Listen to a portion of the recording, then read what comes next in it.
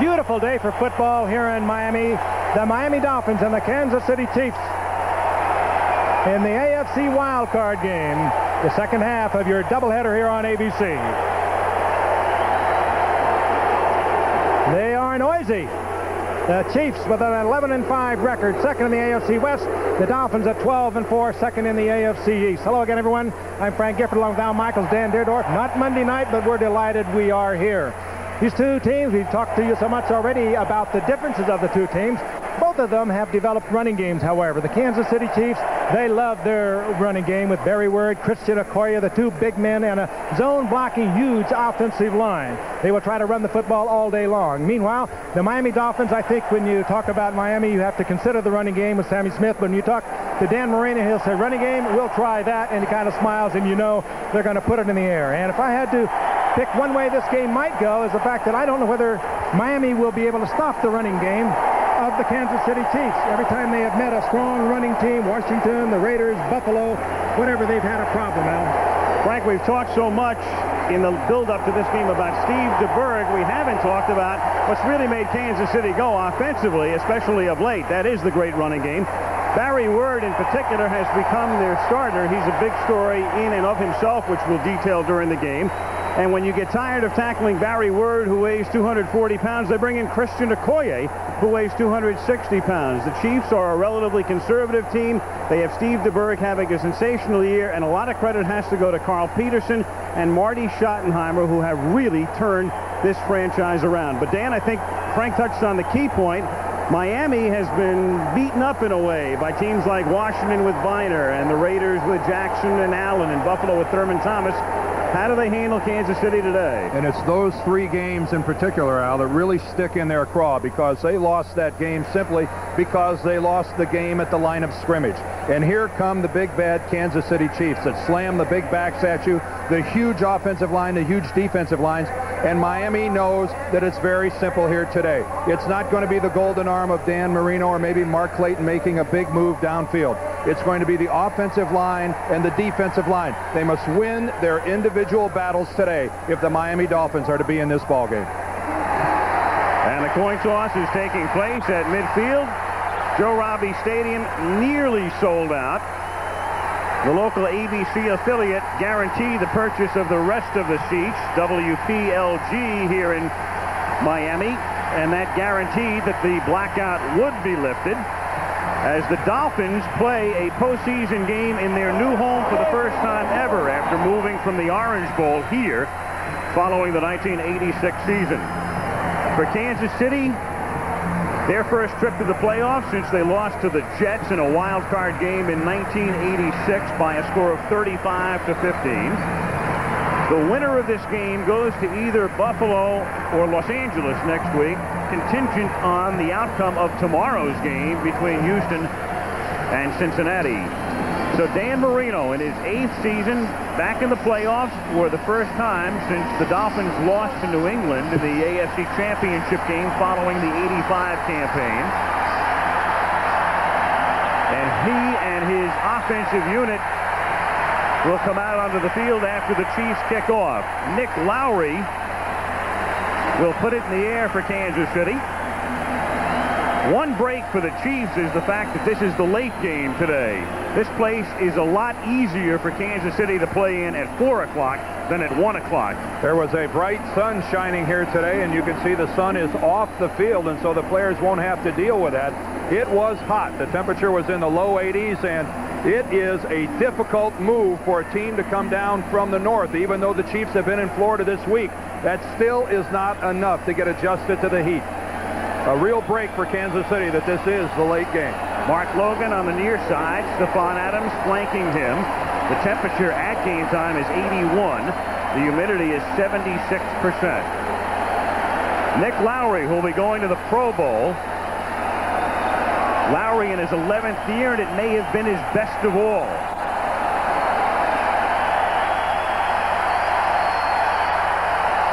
Underway from Miami with the kick to the goal line where James Pruitt goes back to take it and brings it back out to the 14-yard line. So Kansas City doing a good job on kick coverage. And here comes the Miami offense.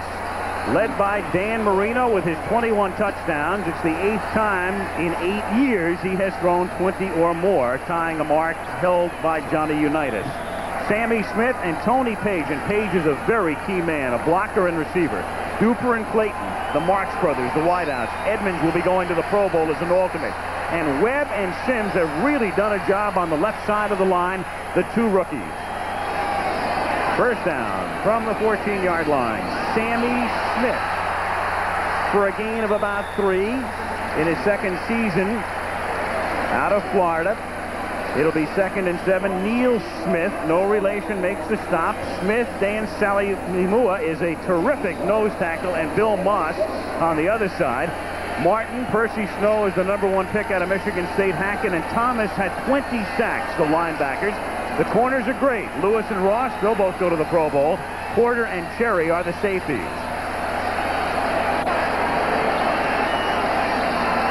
Second down and 7. Marino hits Page. Until Page got hurt about halfway through the season, a lot of the Dolphins thought he was their most valuable player, not for what he has done running the ball, but blocking and catching it, and there's an example. Let's pick up Page, and Marino will look for Page as always the checkoff man. He is a tough football player, a hard blocking football player. When he was out, the Dolphins suffered. With him in the lineup, they've got their offense rolling once again. Keep your eye on Page. He will be in a lot of the action today, both as a blocker and as a receiver. First down, Miami at the 25. Sammy Smith picks up about 4. He takes it to the 29-yard line, and this state, of course, has turned out some great backs. You've got Emmitt Smith, the Florida star, now in Dallas, and Sammy, who played at Florida State. Good rookie year last year, needs help to solidify their ground game this season. One of the interesting things to watch for here in the beginning of this game is the cat and mouse game that Kansas City is going to play with Derek Thomas, number 58. He's now on the line of scrimmage at the bottom of your screen right there. He of the 20 sacks. He's against Richmond Webb right here. I think that's a matchup that Kansas City might want to get him out of. On 2nd and 6, Marino off the fake, drops it off to Page on a play that's worked so successfully all season, and does so here again. 2 catches for him. Percy Snow makes the tackle. It's close to a first down, and it is a first down. You know, when you talk to the defensive coordinator, Bill Cowher of Kansas City, he will tell you that when Marino wants to go deep, he looks for Duper. When he wants to go to Clayton, he looks for the tough catch underneath. And when he wants to check off, he looks around, he finds Page. But both head coaches, interestingly enough, Don Shuley, when you talk to him, he said, this kid is tough. He brings toughness to our ball club. We talked to Marty Schottenheimer last night, asked him about Page. He said, he brings toughness to their ball club. Tony Page. Back-to-back first downs for Miami. Garrett Limbrick is in the game, set in the slot to the left. Marino back to throw, and Marino's first toss is too high, intended for Duper, who was blanketed by Kevin Ross. It'll be 2nd and 10. I don't think it's too early to talk about the turnover ratio either of Kansas City. They led the league far and away with plus 26, 20 interceptions. They have great cornerbacks in Kevin Ross, Albert Lewis. They play man for man. They play it tough. They play it tight. And usually when you get a man for man team, they don't get that many interceptions. But this team is plus 26, far and away the leader in the National Football League. They have lived by it, and it's paid off handsomely. 2nd and 10. Page is back in. Marino sends Duper left and Clayton to the right, and puts Ferrell Edmonds, the tight end, in the slot to the right. Underneath, he hits Clayton, and Mark Clayton has another Miami first down as they've taken the opening kickoff and moved it out to the 48-yard line. Albert Lewis, the corner, and Dan Salimua make the stop. Take a look at it again. We talked about Clayton's toughness underneath. Almost a little bit of a pick play, but now he sees in the inside, Salimua is there. He pulls up, and Marino is right there with it. And Dan, you're so right. They are moving Derek Thomas from side to side, trying to get him free, trying to get him one-on-one. Dolphins at the 47-yard line. Smith breaks the tackle, takes it to the 50. You know, I'm thinking, Dan, in a way, this typifies the change in Miami's offense. Maybe in the past they would throw the bomb, they'd score quickly, but here they are moving very methodically and quite satisfactorily. You haven't even seen a fly pattern yet, and a lot of times in the past, without a Sammy Smith in the backfield, the Dolphins, more often than not, would be in a 4 wide receiver set. I mean, you've seen them in shotgun formation before on first down, but oh, what a different team this is with that man running the ball and the addition of 2 outstanding rookie offensive linemen on the left side, Sims and Webb. 2nd and 7 at the 50, 10:30 to go, first quarter with no score. Sammy Smith tries the right side this time. Picks up about 3 more. The ball came loose after the tackle. Lewis Cooper, Dan Saliamua in on the tackle. And it will be 3rd and about 4. Old man Webster. Mike Webster. They have already got the pedestal waiting for him in Canton, Ohio. All we have to do is put the finishing touches on the bust. One of the great centers ever in the National Football League, a reserve role now with Kansas City. What a player he was. 3rd and 4, they go to their 4 wideout set, and Jensen is in the backfield with Marino. Pruitt and Martin are the extra wideouts with Duper and Clayton. Marino has to step up and get sacked at the 50-yard line by Neil Smith. You know, so much attention paid to Derek Thomas this year and all his sacks. You tend to overlook Neil Smith, who's had a great season. That was just fine coverage downfield. Marino had time on a 3rd down and 4 to get to a receiver to just top coverage. And here is Neil Smith coming to the outside. Marino looks, can't find anyone. The block is pretty good by Mark Dennis. Marino just could not find the receiver. It looked like he almost lost the football. Good coverage by Kansas City in the secondary. Too late to review, and a low snap and a block picked up by Roby, but he has it blocked. And the Chiefs excel at that. Charles Washington, who was just activated and had blocked a kick during the regular year when the Chiefs as a team blocked 6.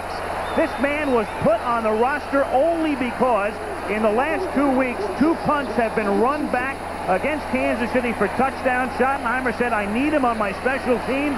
There's your bonus. And that was not a breakdown in protection. It was a low snap. It caused Roby to be late. He was deliberate in his kick. And Kansas City does again what they have been doing all season long. Hi, Chris Berman here. Bud Bowl 3 is coming January 27th, and you could win $100,000. That's right, $100,000. Just write down the final score on your official scorecard and send it back. Pick up scorecards and team stickers where you buy Budweiser, Bud Light, and Bud Dry Draft Beer. You might even win an official Bud Bowl 3 Wilson football. Don't pass up your chance to win $100 grand. Bud Bowl 3, January 27th. Nice pass, Chris. When you rent from Hertz in Florida, you get more than a great car at a great rate. The real bargain is the company behind the car. Because whatever it takes to make your vacation go smoothly, Hertz is there to make it happen. From emergency road service that's as close as a phone to free unlimited mileage. Wherever you roam. Next time you're in Florida, wouldn't you feel better with Hertz behind you? Hertz, we're America's wheels. Subway bakes my bread up fresh, and that's my way. My way. I get a combo seafood club the best way. My way. Subway. You leave my sub in front of me. Just the way it ought to be. It's fresh and hot. I know I got it. My way. Subway. My way. Subway. Take home a sub with lean Oscar Mayer ham or roast beef and be a hero.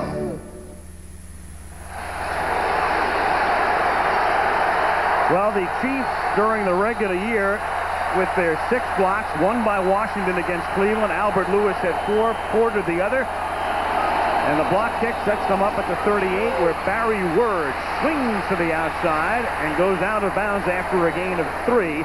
Jarvis Williams makes the tackle. Here's Washington right here over the center, but he just kind of lazily loops in there. It's really not his job to block a punt here. But Beatty one-hops the ball back to Roby. A minute's hesitation in getting the ball up, and alertly, Washington sees he has an opportunity and takes advantage of it. But the poor snap from Beatty, and Kurt Schottenheimer, whose job was a bone of contention in Cleveland when he was coaching there for his brother, is enjoying a sweet season indeed. 2nd and 7. As word again goes nowhere. Brian Saucher wraps him up.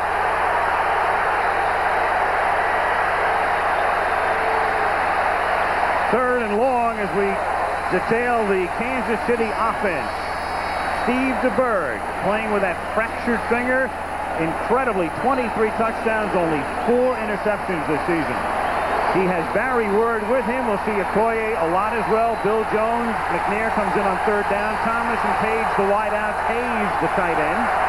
And the Chiefs, like the Dolphins, have 2 rookies in the interior, Zott and Grunhard. McNair is in the game on 3rd and 12. They like to go to McNair a lot on 3rd down. This time it is picked off by Lewis Oliver. Flag is down at the 33 as Oliver takes it back to the 40. Penalty marker. Flag came in well after the ball was intercepted. DeBerg is indicating it's against Miami. Defensive pass interference. Defense.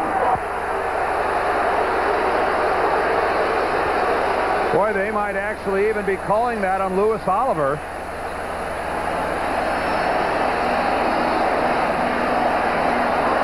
Let's look at it. The ball's going to be going away from us. At the top of your screen, there's Oliver, and that is interference. That's a good call. He levels Rob Thomas, the chief receiver. Defense.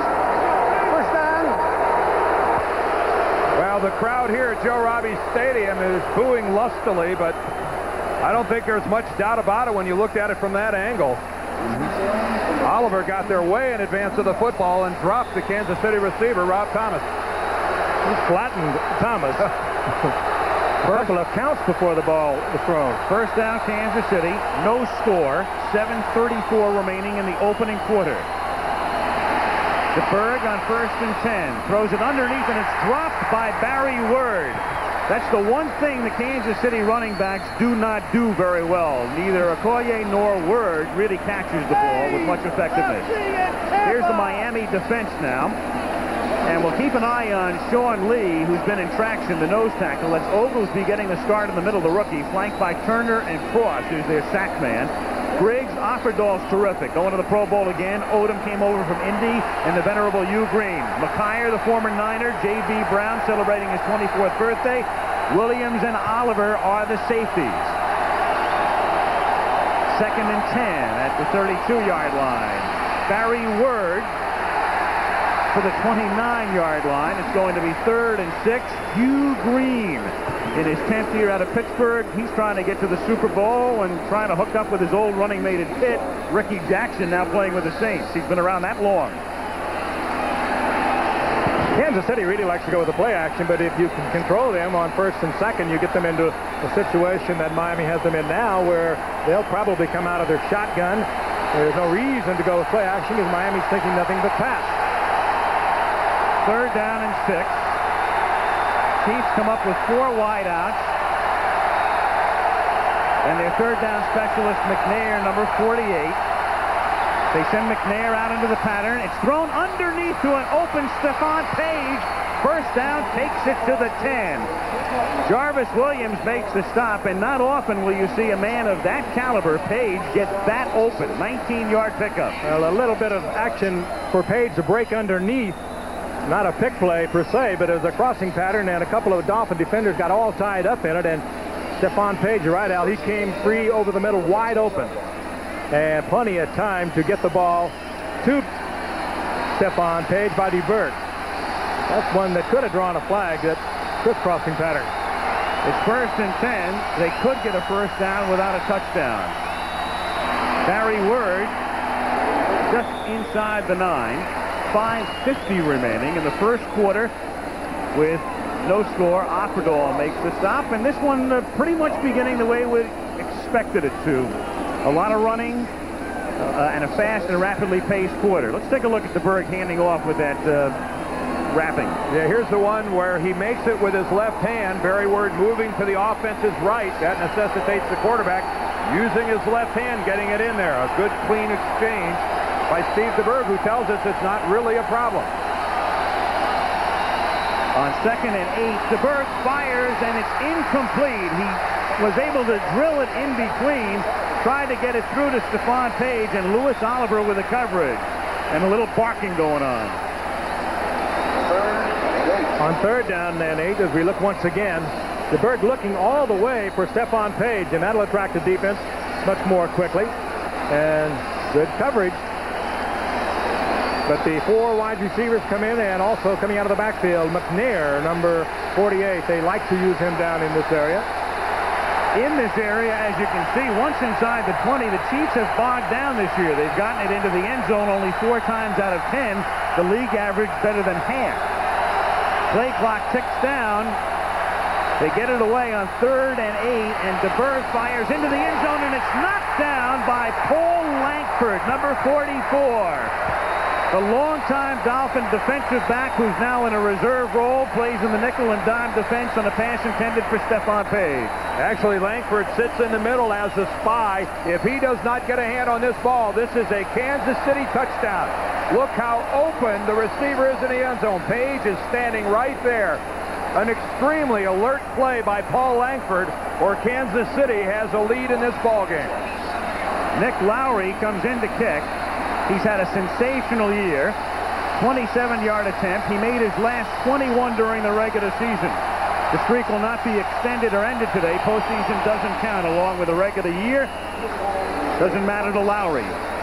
But one reason he kicked so many field goals this year is that the Chiefs did just what they did there. They bogged down inside the 20 and settled for 3.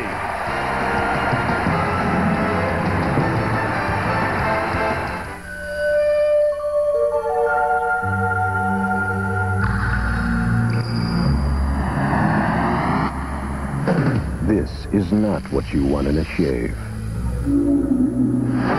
Now you've got the edge. This is the shave with 6 rich lubricants. This is the shave that reduces irritation. This is the shave. For less irritation, you've got the edge. Diet Coke presents Crack the Code for Real Refreshment. January, we got a call from distraught store owners. They just came in and bought out all of our Diet Coke. Relax, sir. They're just trying to crack the code for real refreshment. Crack the code? Game, ma'am. You get these game pieces with specially marked packages of Diet Coke.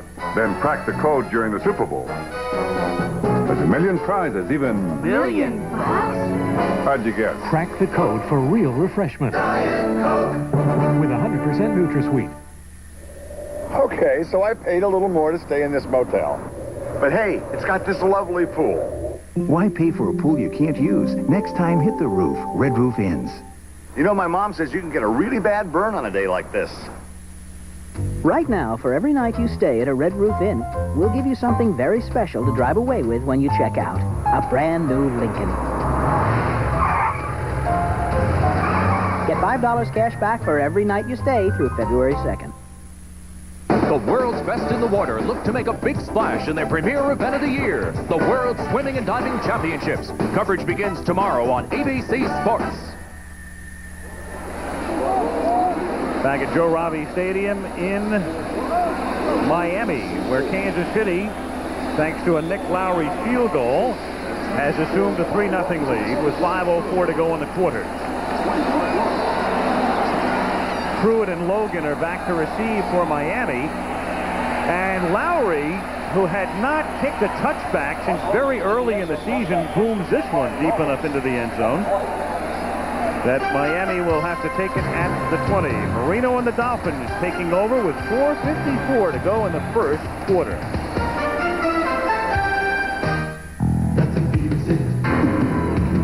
Nothing beats it. Nothing beats it.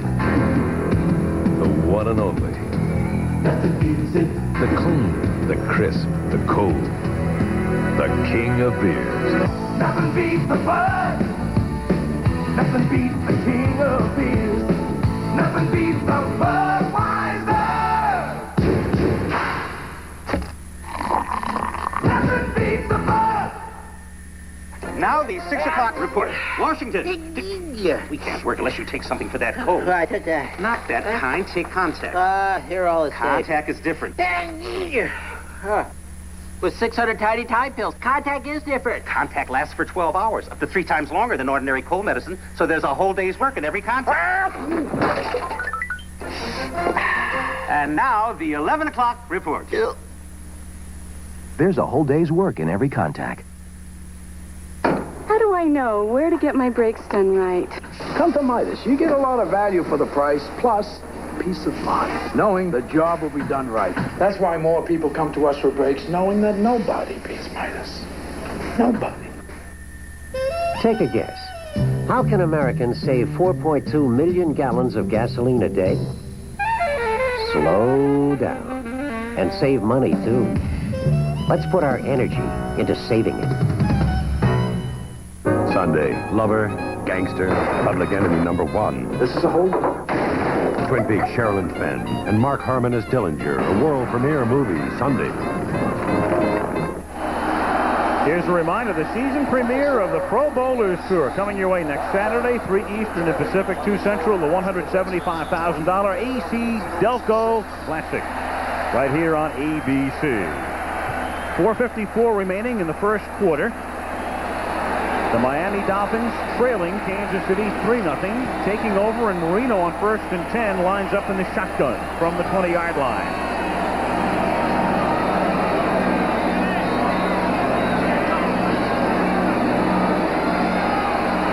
Good protection and incomplete. The coverage was excellent. Sammy Smith down the sideline, covered by Kevin Porter. It's good coverage again, and Marino had to hold on to the ball so long, Dan, that he really got planted about this point with the coverage right on him. That's Kevin Porter. Marino has to let go of the ball right here. He feels the sack, and he does not have time to get the completion, but more importantly, Bill Moss really laid one on Dan Marino. 2nd and 10. They don't go to Smith very often, but Kansas City has to be mindful of him. He caught a 53-yard touchdown pass last week against Indianapolis. Now Smith, in a more conventional sense, runs for 13 and gets popped by Porter again. So Porter covering whether he's receiving or running. Boy, what a good open field tackle by Kevin Porter. Wide open at the line of scrimmage. Right behind Keith Sims, the left guard. Richmond Webb on the left side. You see Sims working right there against Moss, makes him disappear. And watch this hit right at the belt buckle by Porter. I mean, right on the hip, and he put Sammy Smith down. Sammy Smith might have taken that the distance. First down, Miami. They have 4 in the quarter. Here is Smith again, and this time he goes nowhere. He runs into big 97, Dan Saliamua, along with Leonard Griffin. They converge to make the tackle. He is Saliamua, maybe the plan B pickup of all time to this point, as Kansas City took a chance. Opted to bring him over, and in his 4th year, he has really done a whale of a job in the middle. Well, he's allowed them to move Bill Moss, who for years was a nose tackle, let him play outside. Saliamua has really anchored, and if you're going to play a 3-4, you have no chance of stopping the run without a real man playing nose tackle. They plucked him from Detroit. Now this is Logan carrying for the first time.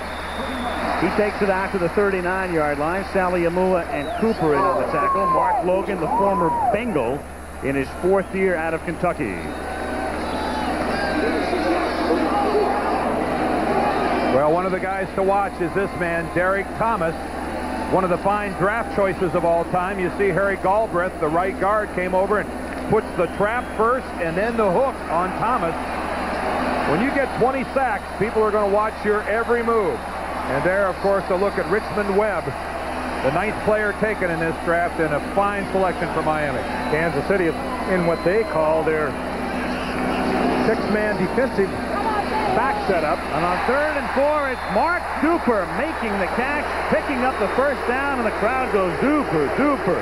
Kevin Ross makes the tackle after a 12-yard gain. First down, Dolphins. Good read by both Duper and Marino. The Chiefs went into his own defense. Now watch Duper. Now he eases up right here. And Marino puts it down low, but he gets the first down out of it as Lloyd Burris was stepping in, and he gets it right between the 2 defenders. Looks like when Duper, Frank Stutter stepped there a little bit, he really confused Ross. Ross almost came to a halt out there on his coverage. First down Miami at the 49 of KC. 2 minutes to go in the quarter. 3-0 Chiefs.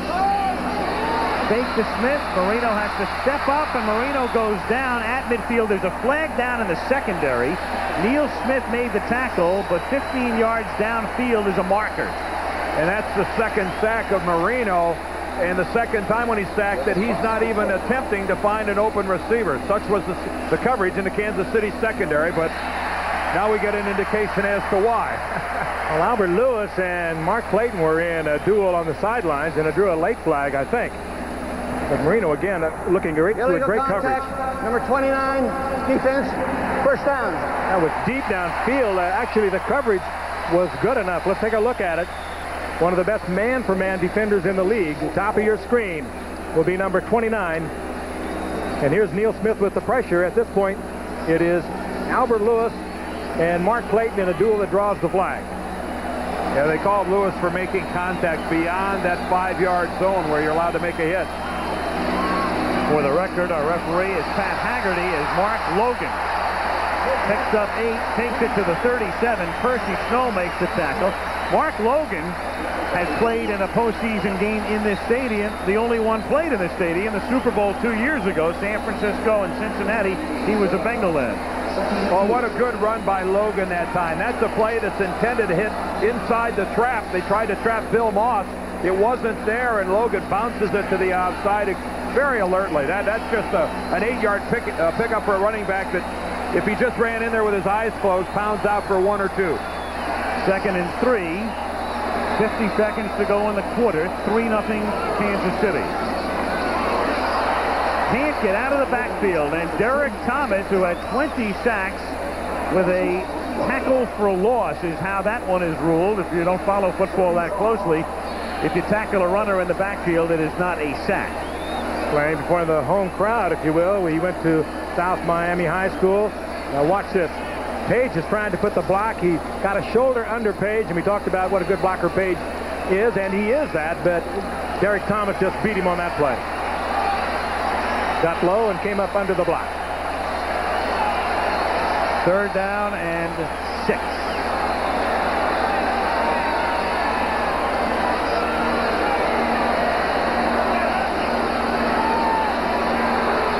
Marino fires, and incomplete. A little miscommunication there as Mark Clayton had cut the pattern off. Marino overshoots him, and that's the way the period will terminate.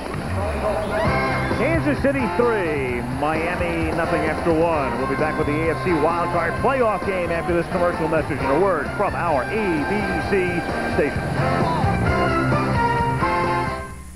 I always find myself, after the first of the year, making a resolution to trim down a little bit. It's a necessity. Healthy Choice makes that possible. Healthy Choice dinners are more than low-calorie. They're low in fat, sodium, and cholesterol. A delicious and intelligent way to eat healthy. That's why I exercise a little more after Christmas and eat a little better right after Christmas. So I can get through St. Patrick's Day. Make the healthy choice and get back on track with this free 21-day healthy lifestyle plan. Call 1-800-932-2000. The power of untapped, untouched potential. At GTE, we'll put that power in your hands with a new generation of precision materials. It's the power to make your products faster, stronger, more efficient, and to bring breakthrough ideas to life. We're giving it to others. We can give it to you. The power of a new manufacturing edge. Because at GTE, the power is on. America's watching ABC. It's our biggest savings event ever. Today's man wants a season clearance. We reduced everyday low prices on over 50,000 suits. Pure wool famous maker suits now $119.99. Fine designer traditional and European suits now $139.99 to $199.99. Cashmere and wool topcoats now from $99.99. Luxurious leather jackets now from $129.99. Save on sport coats, dress shirts, ties, sportswear, and more. Today's man wants a season clearance. Don't miss it. When your best friend steals your son Monday.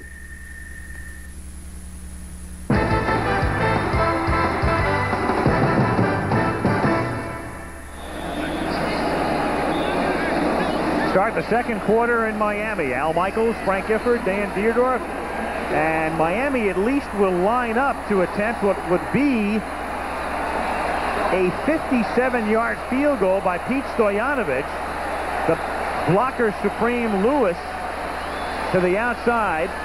He has kicked a 59-yarder, and indeed he puts it up, and it is good.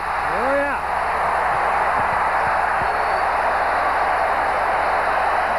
An all-time NFL playoff record. 58-yard field goal for Pete Stoyanovich. That's tougher off a natural surface than it would be off artificial. And that did not hit the crossbar and bounce over either. That kick would have been good from at least 2 yards farther away. Seafields with a good hold of a good snap. It takes 3 to put one through from a distance like that. You have to have the snap low, and that enables the kicker to get the ball off more quickly because you have to kick it lower. Jeff Julian Lake, the snapper. Eddie Murray of the Detroit Lions had held the record. The longest postseason field goal in NFL history had been 54 yards. This one is 58.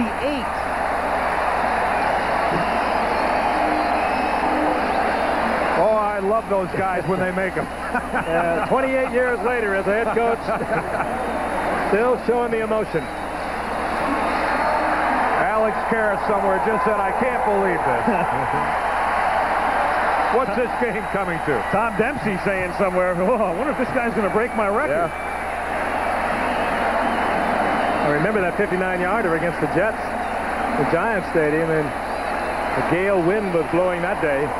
Nothing of the sort today. That was a beautiful execution on the part of all three involved. And a great deal of confidence shown by Don Shula and Pete Stoyanovich. Knowing your kicker, he must have had a good week. A great week. And the ball keeps blowing off the tee. Although you don't see the paper on top of the two goalposts moving much. The ball keeps falling off the tee right at ground level. Well, there are tunnels here. Well, that's up above the stadium. But look at that, not a whole lot down on the field. Tunnels here at either end in the end zone, and the wind comes through and can create some swirl. 5 seconds into the second quarter. Stojanovich's kick taken 1 yard deep in the end zone, and they don't know what to do with it. And Fred Jones, after hesitating, brings it out to the 15-yard line. Fred Jones didn't know whether to come out, stay in. Todd McNair was trying to give him some advice. Well, maybe McNair did not give him concise advice.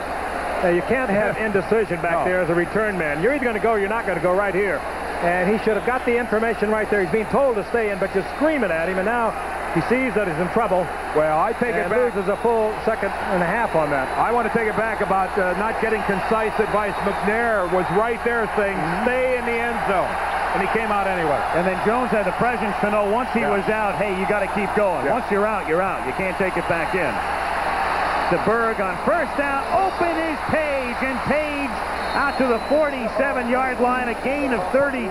J.B. Brown with the tackle.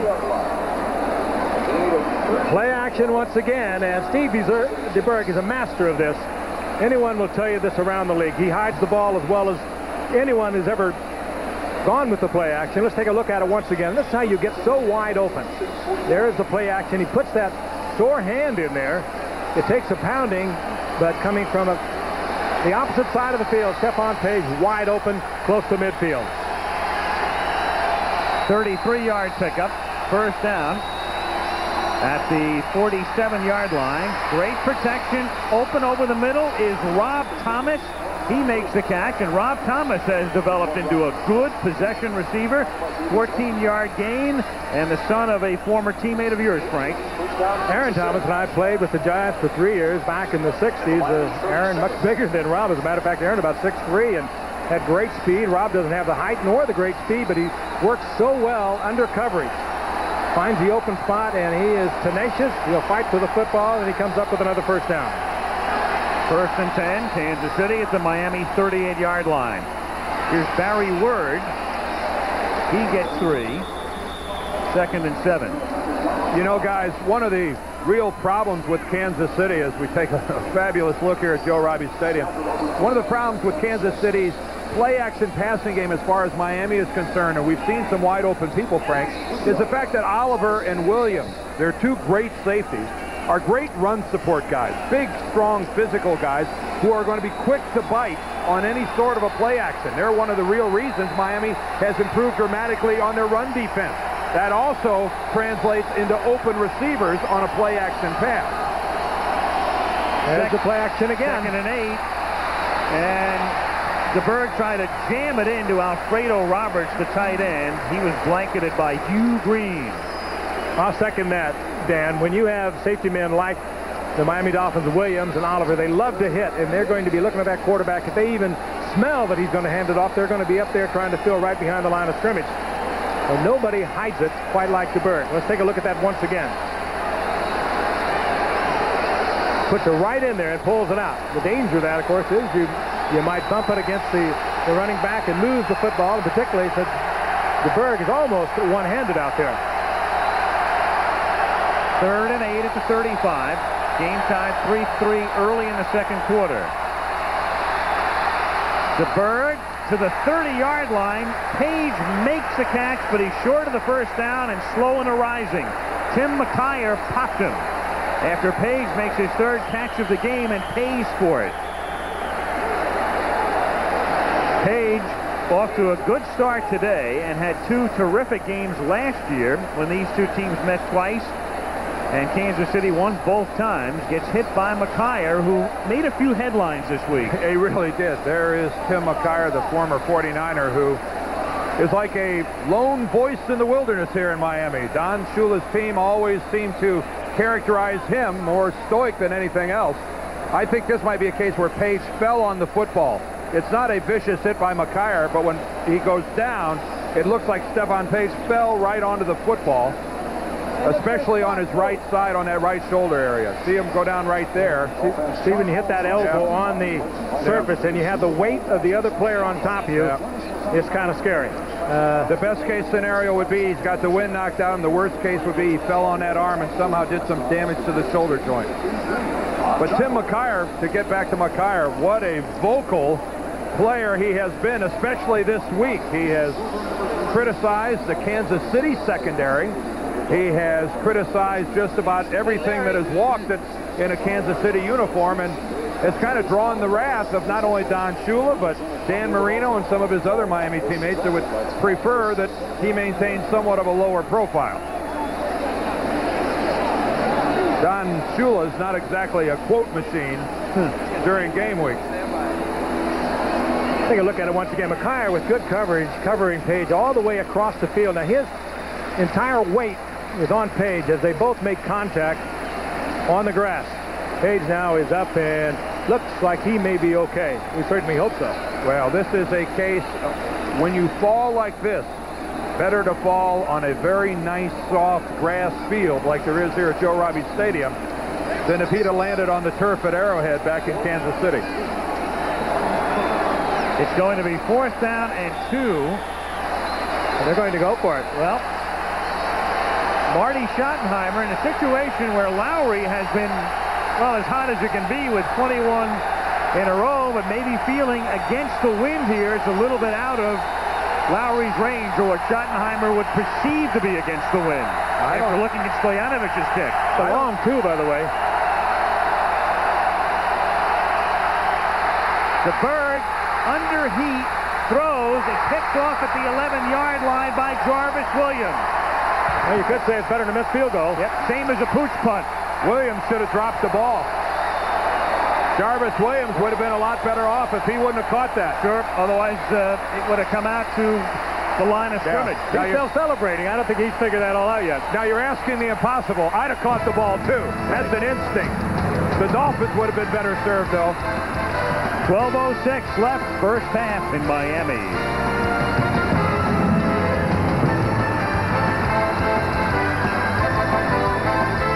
This is ABC Sports, home of Super Bowl 25. Do Eastern would like to explain the concept behind our new corporate rates. It's really quite simple.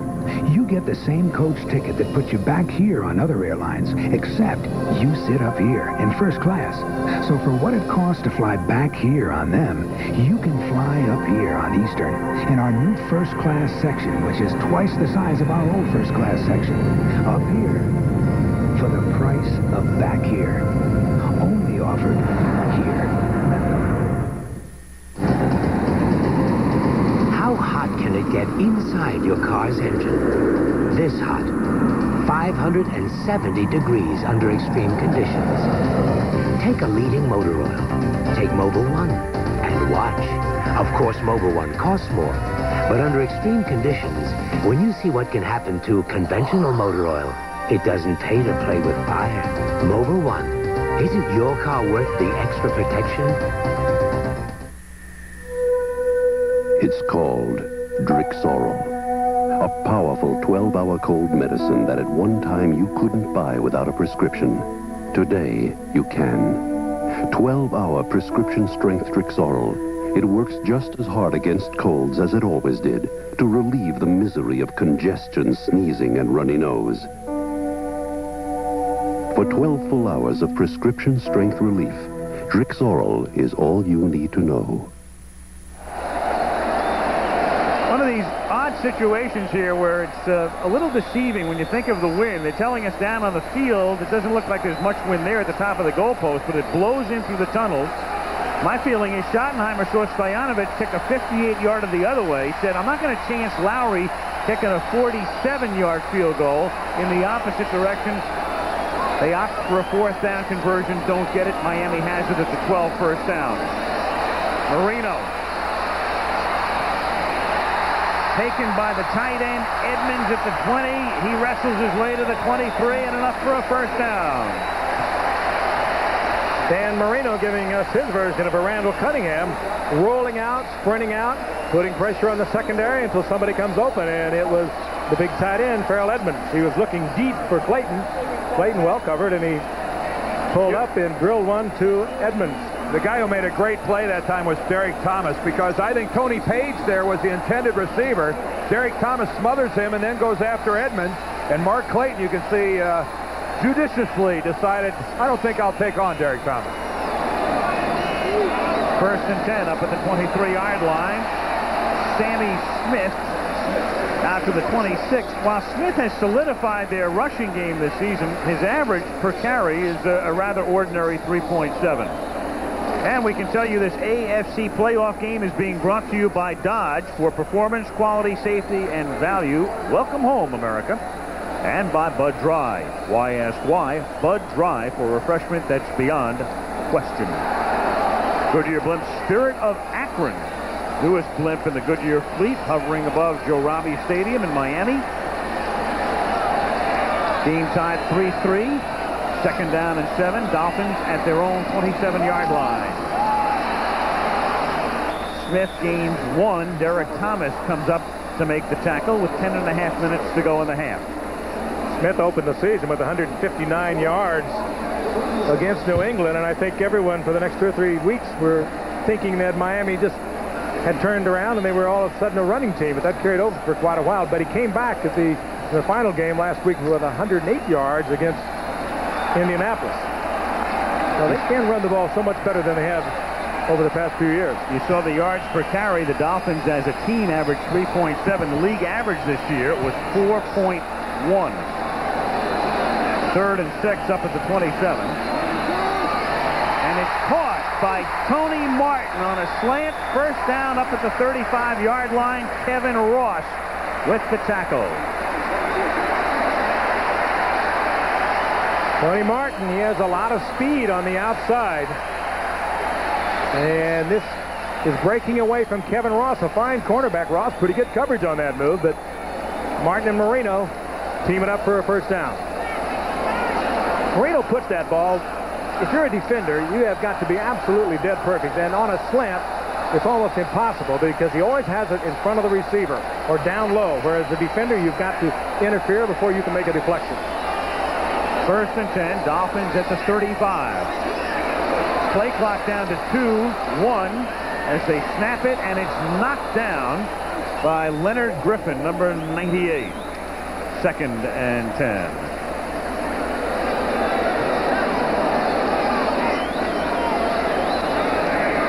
Leonard Griffin this time just working against Mark Dennis. The right tackle doesn't get much in the way of penetration and throws up that right hand and gets lucky.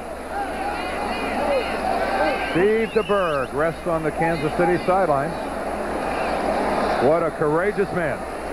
Earlier, if you missed it, Washington upset Philadelphia 20-6. Eagles gone again in the first round of the playoffs. On go the Redskins. 2nd and 10 from the 35. Marino, a bullet too hard for Clayton. But Mark has caught a number of those over the years. He's seen that before. He has seen that velocity before. Just dropped it. The best of them, Al, will do that. A perfectly thrown ball. You know you've got a clear field. He sensed no one around him, and he was wide open. Just for a brief moment, he took his eyes off the ball, started to think, where am I going to go with it now? And right here, he is thinking, where will I take this thing? He looks like he was in between, Frank, not sure whether to catch it with his hands you or can get in there, too. But slide all the way in front and catch it with the body. He's up in the hundreds of receptions he's had from Dan Marino, not to mention the thousands of practice. 3rd down and 10. Miami from the 35. 8:54 to go in the half. The game tied at 3. Big rush is on, and then Marino gets sacked at the 30-yard line. He was able to step up, and then Lewis Cooper will get credit for the sack back at the 30. Bill Cowher very pleased with the work of his defense. That time they blitzed the corner, Stan Petrie. Well, they're playing 6 defensive backs, and they brought Petrie from the corner that time. What a play by Richmond Webb, picking up that safety blitz and letting Marino stay alive a little longer. They still have to punt, but this Webb, what a sensational player for a rookie. Here's Reggie Roby. A wobbly kick, but good distance. Fielded at the 15-yard line by Emil Harry, and he weaves his way back out to the 21. Miami and Roby with a 55-yard kick, 6-yard run back. Chief ball, 8:21 to go. We're tied in the first half. American football goes global. The World League premieres March 24th. For me, it's the perfect truck. Jim Oddballs had a Ford Ranger. It will handle a load. It will get up and move. Brian Thompson came home from Toyota. I like the Dodge Dakota the best. The mid-size Dakota, now available with V8 power for less money than a 4-liter V6 Ford Ranger. There's no substitute for cubic inches. Welcome home, America. Come see what we're made of. I bought the Dodge. Just feels like quality. Get total savings up to $3,400 on Dodge Dakota. Buongiorno. I'm in Italy enjoying one of the true specialties of Italian cuisine, the New York Strip. Perfecto. Boy, feels like I'm in the USA. Beef, real food in Little Italy, New York. The product. The proving grounds. The results. STP gas treatment is the edge. The Mona Lisa has no eyebrows. Venus de Milo lacks arms. Chickens have no lips. Why ask why? Try Bud Dry. It's cold filtered for smooth draft taste and dry brewed for no aftertaste. So when it comes to refreshment, nothing's missing. Frank, is that Kathy Lee on the deck there? No, that's Dan's weekend little toy that he has. That's right. Quite awake, but it's still, you're able to water ski behind it. Kansas City has the ball. Stephon Page is back in the game. First down from the 22. Barry Word. Barry Word is a terrific story. Here's a guy, came out of the University of Virginia, spent 4.5 months in a prison in West Virginia on a cocaine distribution conviction. Saints drafted him, spent a year with him, and then part of another, and then left and worked for GTE last year, and the Chiefs took a chance on him, brought him into camp. Schottenheimer had a long talk with him, and look at those numbers for a guy who started the season number 2 on the depth chart behind Christian Okoye. 2nd and 7 as Barry Word slices out to the 29. It'll be 3rd and 2. There's number 2, and then there's number 2 behind a guy who was the league's leading rusher the previous year. I mean, Barry Word was looking at not playing at all. So not only does he gain 1,000 yards, but when Kansas City needs big yards, look what he gets for them. And he has really become number 1. Yeah. He's been more effective than Okoye. There is Christian. And Okoye has also been injured this year, and it's been the shoulder that's bothered him. But he still slammed it in there for 805 yards. Yep.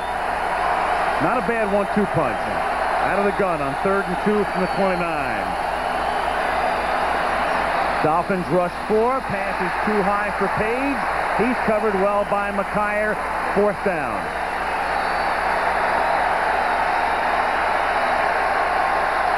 Well, McKyer is signaling he's number 1. Actually, that was a poorly thrown football. It caught the wind. We saw that wind that we talked about earlier, and that ball just took off and sailed on DeBerg. The Kansas City punter, Brian Barker, he did not start the season. Kelly Goodburn did, and it's Goodburn's good luck to wind up in the playoffs with Washington. Meanwhile, Mark Clayton will return his first kick since 1986. Don Shula putting him back there in special situations today, but he's going to fair catch this one at the 36. Dolphins have had trouble running back punts, and Shula figures why not? Maybe Clayton can break one, but not at this particular moment. 3-3.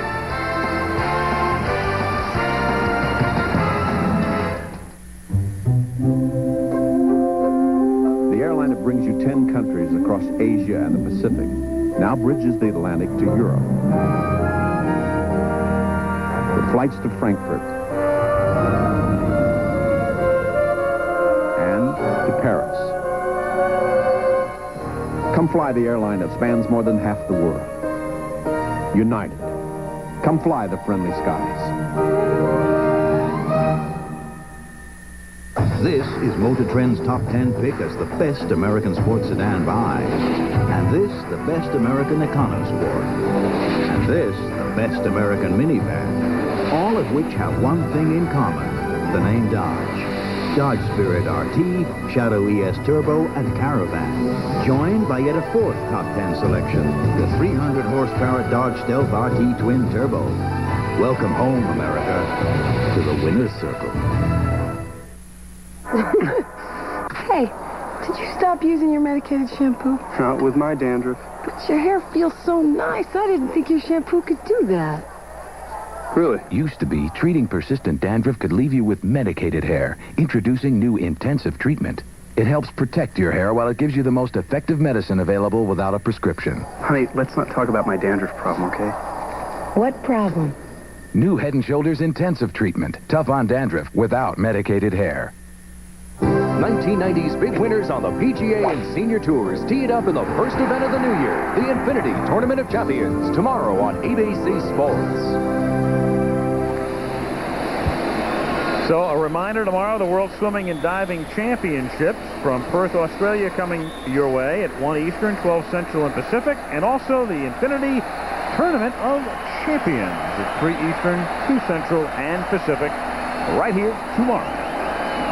Miami from the 37 on first down. It's Tony Page taking the pass, picking up 9, taking it out to the 46-yard line. 2nd and 1. Hackett and Ross in on the tackle with 6:35 to go in the half. Tony Page, who elicits the same kind of response from both coaches. Don Shula, what does Tony Page bring to your team? Toughness.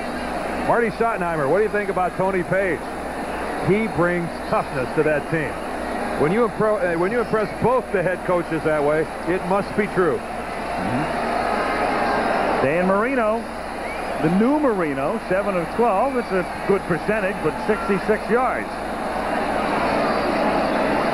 Page picks up the first down on 2nd and 1, takes it to the 48. Derek Thomas makes the stop as they rewrap the great John Offerdahl, who will be going to the Pro Bowl again at inside linebacker. Tony Page, by the way, a Plan B player that came from Detroit, and you wonder why Miami was able to pick him up. He certainly was available when Detroit had him. They were in their run-and-shoot offense, and he just didn't fit. Certainly didn't fit that pattern, so he fits perfectly here in Miami for what Don Shula wants. He is a good receiver out of the backfield, terrific blocker, just a tough football player all the way around. 5:28 to go in the half. Smith. And Smith is able to fight to the 41-yard line of Kansas City for a Miami first down behind a block by Dan's newfound favorite, Richmond Webb. Well, Richmond Webb was at the point of attack. P. Sims was at the point of attack. And an outstanding lead block by Tony Page. The three of them all working on the left side. This Richmond Webb, I mean, I am just in love with this guy's ability to play the game. For a rookie to be that efficient at offensive tackle is almost unheard of. I mean, I think we have to go back to the great Anthony Munoz coming into the league to find a player the equal of Richmond Webb. A Deerdorfian type block. I mean, I was nothing like that when I was a rookie. 1st and 10 from the 41. Play fake. Marino going deep. Too deep. Coverage was there as well. Albert Lewis was covering on the play. Mark Clayton couldn't spring free. 2nd down. Clayton gave a drive move to Albert Lewis on the inside, who is a good man-for-man defender. We talked about it earlier in the game. One of the best that's ever come along. He went for the move, but he was able to recover. He's so quick getting to the outside, and Marino had to overthrow it. Now look at him get back. He took the drive move to the inside, was able to get back where Marino had to overthrow it. Two fine cornerbacks, Albert Lewis and Kevin Ross. 2nd and 10, 4:34 left. First half, Kansas City and Miami tied 3-3. Here's Smith for not much. Sammy to the 39-yard line. Neil Smith makes the tackle, and it's going to be 3rd down and 8. 4 wides now come in for the Miami Dolphins. Tony Martin comes in along with James Pruitt. They'll work on the outside, and they'll work Clayton in motion along the line of scrimmage, trying to free him up. Now, what defensive coordinator Bill Cowher likes to do for Kansas City is give Marino a look that when he comes up to the line of scrimmage, he does not know what defense they're going to be in. Consequently, he does not know when he pulls away from the center, or in this case gets the snap from the shotgun, what defense they are ultimately going to wind up in. 3rd and 8 at the 39. 3:50 to go in the half. Game tied 3-3. Protected well. Marino throws, and it's incomplete. He tried to jam it into James Pruitt, who was double covered on the play. And it will be 4th down. The line of scrimmage is the 39, and here comes Stoyanovich again. You mentioned Dan Marino, Al, having to jam the ball in. That's really, on 90% of his passes, what he's being relegated to by the tremendous coverage by the Chiefs secondary. 6 defensive backs again, and they do it time and time again in pass situations, and it is working for them. Marino is really struggling to find an open man. Here we go again. He already kicked one from 58, so this is a chip shot. 57. Secules to put it down, who did a nice job the last time getting it down. And this kick is no good. Just a little short. Just a little short. And now here's the price you pay for missing that field goal, because Kansas City's going to get the ball at the 39-yard line.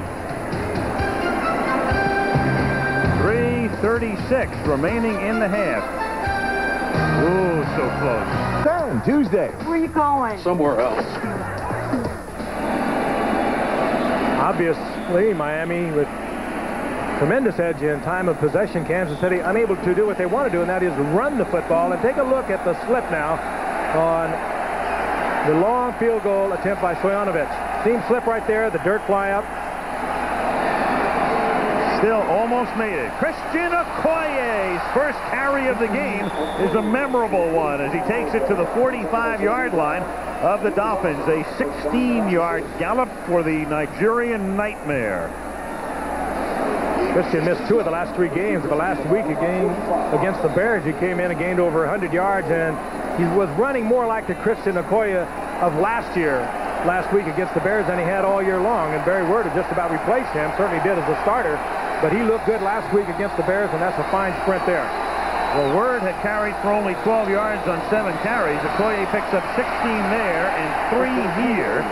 It'll be 2nd and 7 with 2:50 to go in the half. And the game time 3-3. Hugh Green to a chorus of Hughes makes the tackle. Well, neither Okoye or Word are what you call your basic outside runners. And what Miami has done thus far is they've taken everything, Dan, they've tried to do off tackle and strung it out to the outside, and they are not cut-up guys. Well, that time the guy who strung it was Hugh Green. Al gave him credit on the tackle. He beat a double team and took on Okoye and won. 2nd and 7 at the 42-yard line. The cast on the left arm of Grunhard. DeBerg steps up, avoids a Green sack, throws complete. First down. Page run out of bounds at the 26-yard line. Stephon Page. Again, the play action, and if you followed Christian Okoye, don't be upset about it, because DeBerg actually makes it look almost magical. He gets a hand in there. Sometimes he'll even put the ball in there. And Page comes all the way from across the field underneath the coverage. And getting there too late is Jarvis Williams. We talked about Jarvis Williams, Lewis Oliver. They're big defensive safety men. They're not the kinds of guys you want in man-for-man coverage. That time Kansas City got the best of the matchups with Page on Jarvis Williams. First half comes down to the 2-minute warning. That much time left as DeBerg comes over to talk to Schottenheimer, and the game tied 3-3.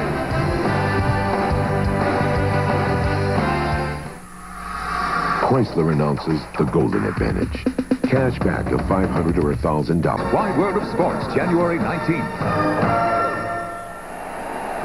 Back in South Florida, Al Michaels with Frank Gifford and Dan Deerdorf. Don Johnson, a late arrival for the game today. Yeah, very late. 2 minutes to go in the half. 1st and 10 KC at the Miami 26-yard line. Game tied 3-3. DeBerg going for Page. Touchdown. There's a flag back at the quarterback, and it might have been for roughing the passer. Yep, that's what it is. It's Emil Harry who is shaken up. He is the injured chief. He was away from the play. DeBerg is fine. It is against Hugh Green for the penalty, and the guy who's in agony is Harry. Meanwhile, Stephon Page just blew by J.B. Brown, and a perfectly thrown ball, and Harry appears to be all right. 4-man in that pattern, and DeBerg again doesn't even look off. Stephon Page just roars by J.B. Brown, wide open, and just about as well as you could throw a football by Steve DeBerg. When these two teams met last year in the 2 games, Page caught 10 balls, including 2 for touchdowns. He's no stranger to Miami. There's the blow to the head, and that will get the flag every time. Hugh Green driving around the block. Blow to the head. DeBerg staggers out in time to see the official indicate the 6. They'll assess it on the kickoff. Lowry for the point after. So the Chiefs score the first touchdown of the game, and with 1:54 remaining in the first half, it is now 10-3, and DeBerg and Page combining to put Kansas City up by 7. Well, if you're a Miami Dolphins fan, that was scary easy, that drive. They did it on the ground, and they did it easily from way out. It was DeBerg to Page for 6 points, and an easy one indeed.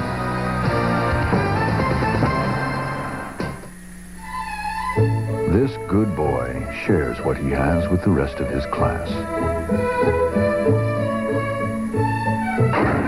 This bad boy doesn't.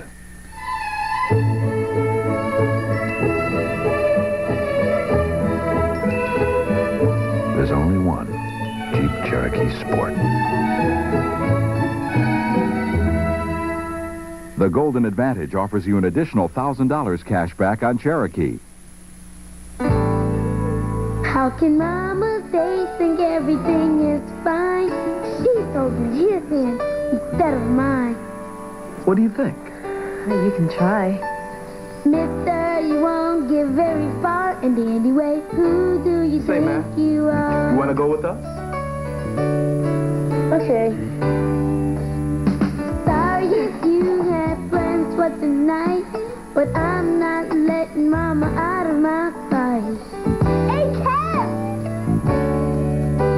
Maybe when she's older, she'll be ready to say, but this is my mom and my time, and you'll just half the way. Oh, look, there's Deborah. On second thought, how bad could he be? He's down and up to go to Mickey D's. Number one McDonald's for food, folks, and fun.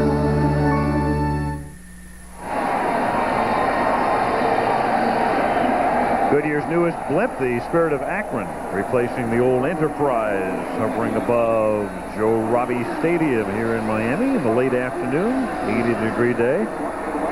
Stephon Page, huge half, 5 receptions, including the last one for a 26-yard touchdown from Steve DeBerg, who's always smiling. Nick Lowry. And he gains the benefit of the penalty, kicking off from midfield instead of his own 35. And that results in a touchback with 1:54 remaining in the first half.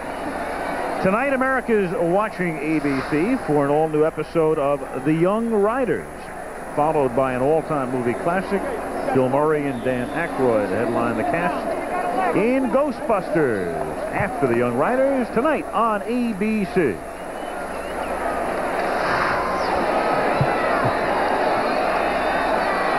First down, Miami from the 20. Marino comes up in the shotgun with 4 wideouts, and Jensen flanking him in the backfield.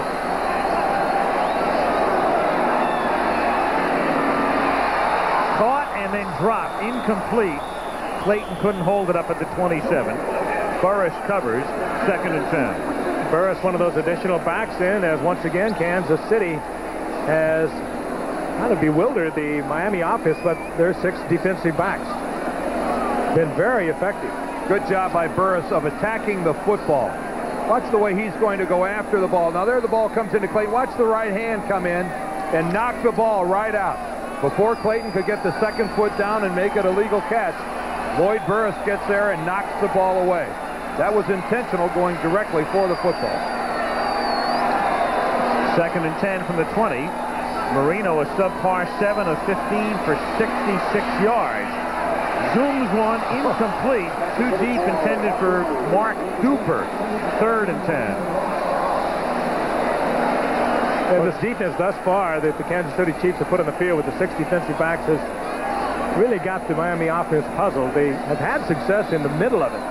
It's kind of uncharacteristic of Kansas City because they like to go man-to-man. They are doing man-for-man up short, but they are playing a 3 deep in the middle. And it really has Miami stumped thus far. Well, it's a secondary that has gotten its share of acclaim, which made it triply amazing that Warren Moon was able to do what he did against them at the end of the year with 527 yards. Well, this will be a 4 wide receiver set like Houston would utilize. 3rd down and 10. Jensen picks up the first down. What a play by Jensen, who was able to knife between Martin and Pearson kicks the turf in disgust. And a timeout called by Miami.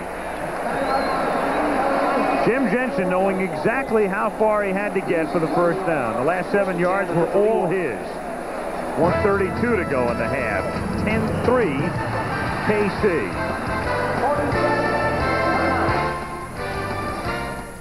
Don't touch anything. This is a science. Ooh, salmon. Salmon Douglas. Do we get a little wine with this? Oh, that's my department. Oh, this is great, Carol. What is it? Sauvignon Blanc. It's good salmon. Who makes it? Gallo. They're really something lately. I like this. Sauvignon Blanc. Whoa, aren't you going to wait for the salmon? We are. Ernest and Julio Gallo present their 1988 Sauvignon Blanc. It will change the way you think about Gallo. Situation is this. Kansas City leads 10-3. 1:32 remaining in the half. Miami 1st and 10 at its own 31. And they have 2 timeouts remaining. Steve DeBerg's touchdown pass to Stephon Page. The difference in the game right now. 10-3 Chiefs. Winner goes to either Buffalo or LA next week. Loser goes on vacation. First down from the 31. Marino throws for Martin, and it's incomplete, and the flag is down as Martin took a vicious late hit by Lloyd Burris, and that's going to cost the Chiefs. And that was uncalled for on the part of Burris. There's no way that ball could have been caught.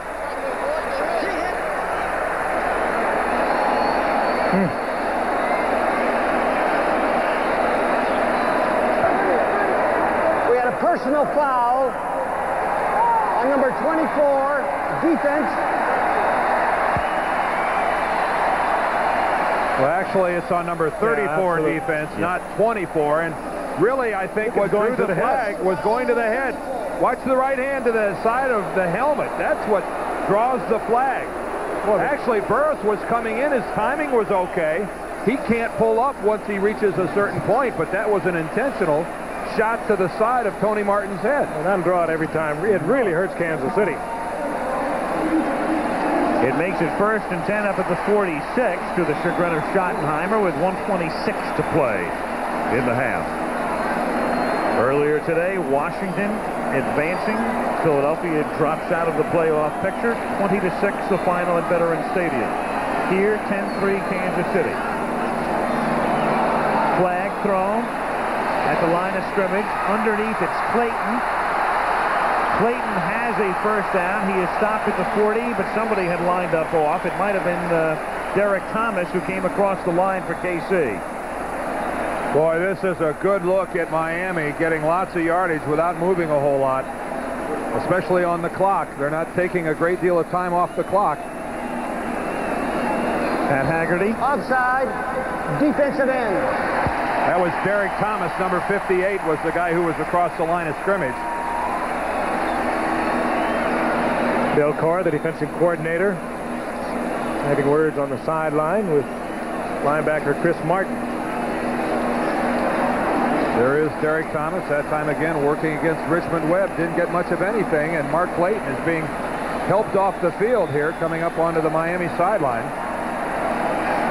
There's Clayton leaving the field, and not a lot of pep in his step. And he is replaced by Ferrell Edmonds, normally a tight end, but they line Edmonds up in the slot here in the 4-receiver set. And Jensen is the lone setback, but that's his customary position in this formation. 1st and 10, 1:14, and 2 timeouts remaining for Miami. And Marino has it stripped away. Then it's kicked by a Dolphin. It's loose. Neil Smith may have it. Does. Chief ball. J.C. Pearson comes up with it. Yeah. Smith stripped it.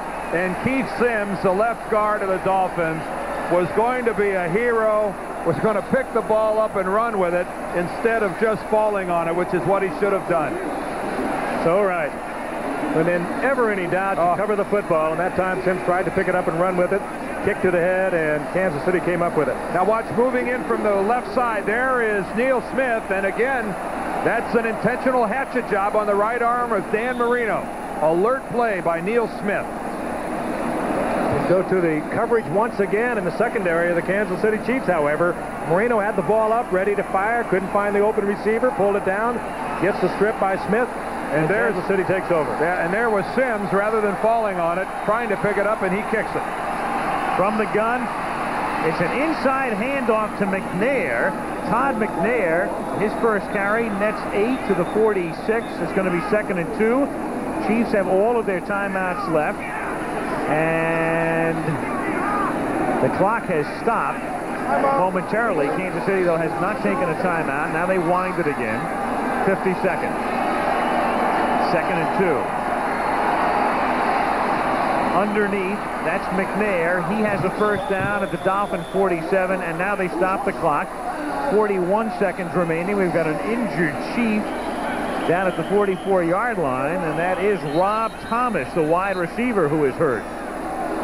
Boy, he was completely away from the play. Nowhere near the action. There's Mark Clayton heading into the Dolphin locker room a little bit in advance of halftime, and Rob Thomas, well away from the play, goes down.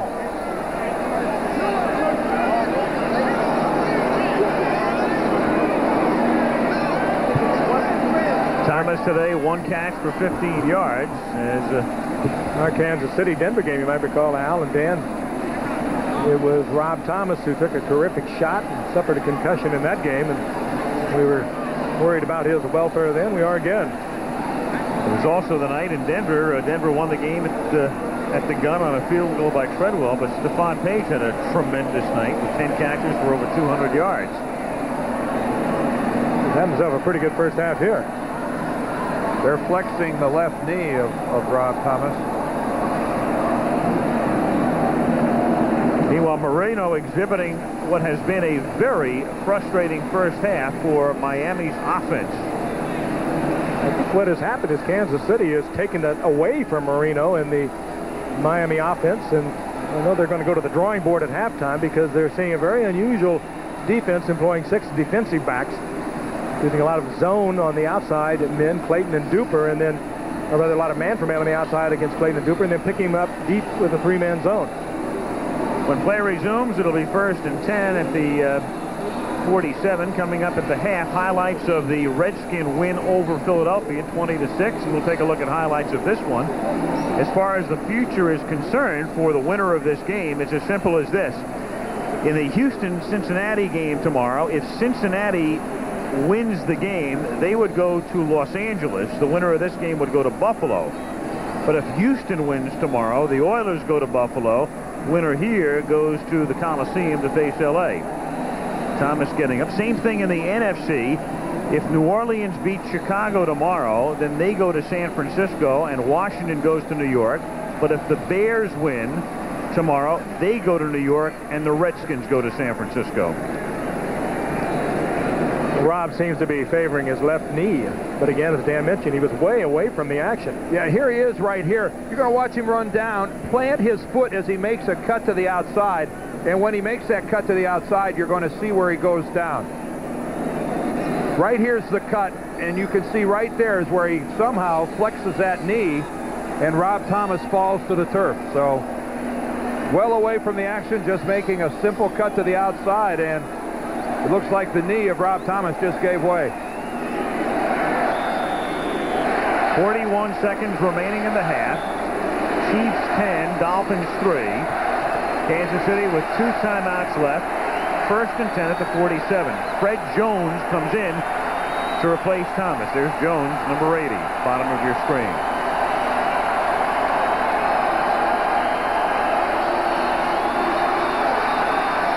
DeBerg for his favorite target. That's catch number 6 for Stephon Page. And Tim McKyer was way out of the same area code with Stephon Page on that play. DeBerg seemingly wanting to tie up one-on-one with his receiver. There's Page with McKyer way off of Page. Page short of the first down, but is 2nd and short. Hard to believe Page and Henry Ellard, the Rams' all-time leading receiver, played together in college at Fresno State. 2nd and 1.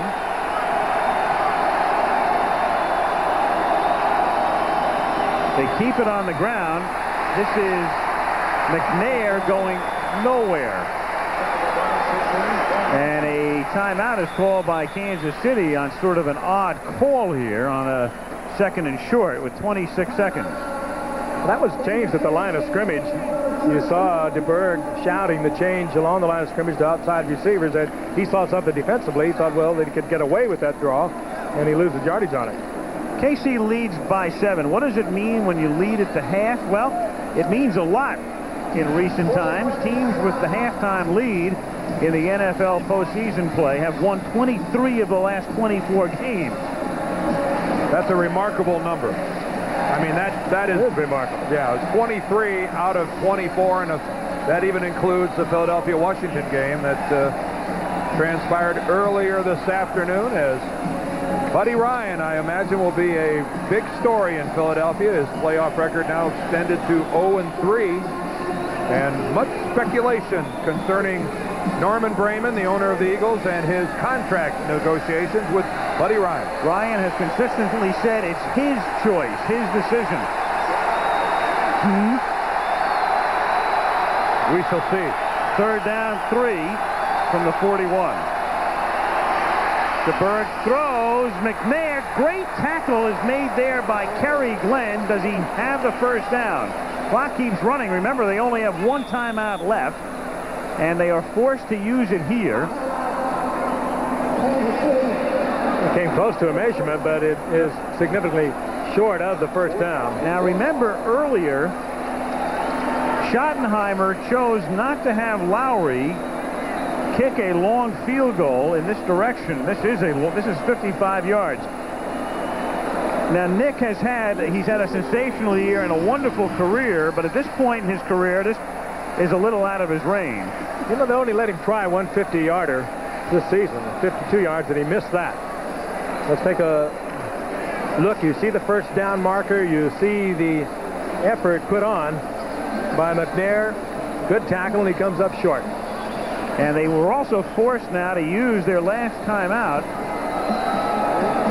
You almost have to think end zone or something to the sidelines where you can get a receiver out of bounds. Oh, a 10 or 12-yard out pattern is the pattern. Of course, Miami's thinking that also. Well, Steve DeBerg will tell you he's got a lot of karma with Stephon Page. He's at the top of the screen. Not a bad gamble, all things considered, even if Miami gets it so little time remains. They give it to Okoye. He picks up the first down, but that's pretty much as good as running out the half unless they can line it up and DeBerg can down it. Flag is down. I think it's a motion penalty was the indication against Kansas City. Illegal motion, offense. No first down. Back it comes. Well, the theory of that last call was to get a few more yards and give Lowry a better shot at it and then throw the ball into the turf and stop the clock with the incompletion. I think they got Okoye leaning forward at the snap of the ball. Christian Okoye started to fall out of his... That's a major fall. Yeah. The man who was the intended runner on the play, just a little bit of a head start. They're going to bring the punter in, Brian Barker. His first boot was 34 yards. 9 seconds remain. Good high floating kick. Fair catch called for at the 9 by Tony Martin. 1 second left in the half. And Dan Marino and Don Shula go, you got to be kidding me. We got to run one play? Yeah. From their own 10-yard line. That's the... So this half is going to end, in all likelihood, 10-3 Kansas City. Chiefs in the playoffs for the first time since '86. Only the second time since Christmas Day '71. The last time Kansas City won a postseason game, remember the shots of Stram being carried off the field in New Orleans, Super Bowl IV. Hank and the boys won it over Minnesota. That's the last time the Chiefs won a postseason game. I was working that game. You guys were drilling around in high school. Yeah, right. Dan was in the cradle. Not quite. Dan was never in the cradle. A kneel down ends the first half. And we have halftime activities coming up as the teams leave the field at Joe Robbie Stadium. Kansas City 10, Miami 3, and we'll come back after this message from the National Football League and a word from our ABC station.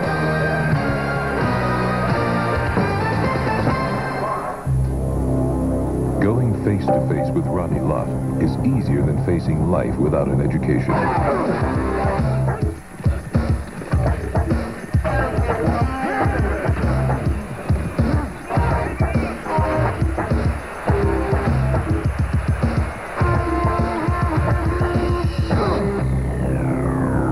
Think about it. Stay in school. This message has been furnished by the National Football League. 25 years of Super Bowls, 25 years of guts and glory, fire and thunder. They've all been captured in one silver anniversary Super Bowl game program. You get this commemorative collector's item just by calling the number on your screen. It's only $10 plus $2.50 shipping and handling. Reserve your 256 pages of history today while the glory goes on. And now, another Coach's Corner with Hayden Fox. Okay, here we are, the playoffs. Yeah, down to the wire. Getting it on. These two teams hate each other. Fight to the finish. These teams came to play. No holds barred. Rolling Stone gathers no moss. Coach returns Tuesday with an all-new episode after Roseanne.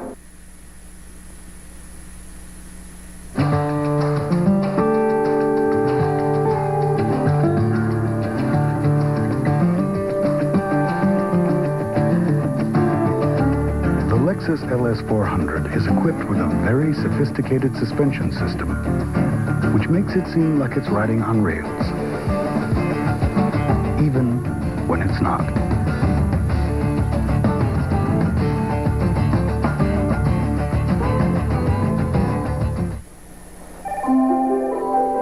I am holding something green and powerful, and it's going to change your weekend. What, lawn clippers? I'm picking you up at 4 o'clock. So where are you taking me? Reservation for the Newtons? Yes, ma'am. What else have you got planned? The whole weekend. Only one card gives you the privileges of membership. The American Express card. Don't leave home without it. Watch Wheel of Fortune, weeknights at 7:30 on Channel 6.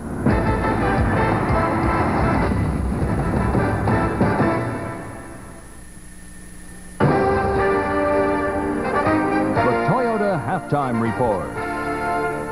Brought to you by your Toyota dealers and their quality line of cars and trucks. Toyota, I love what you do for me.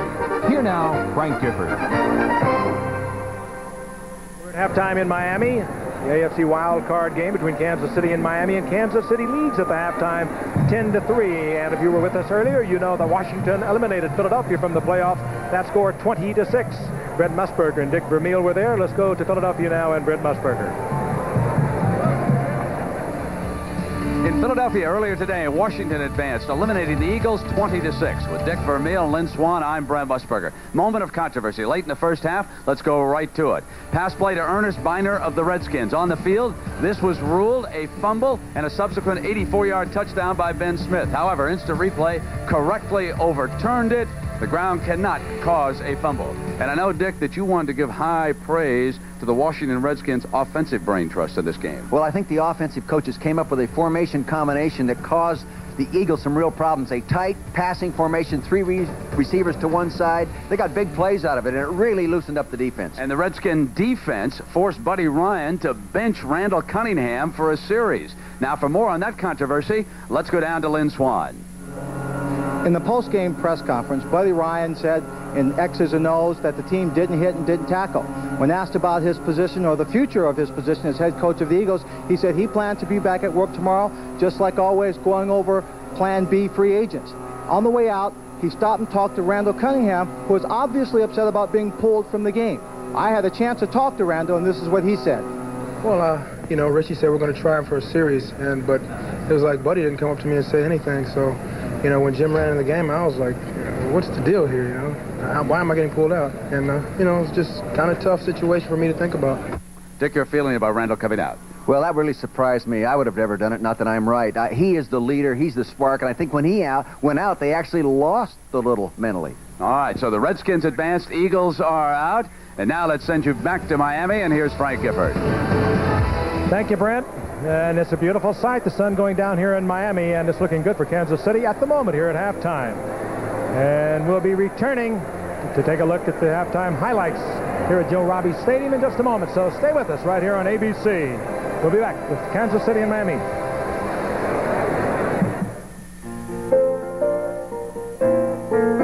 There are nearly 4 million miles of roads in this beautiful country.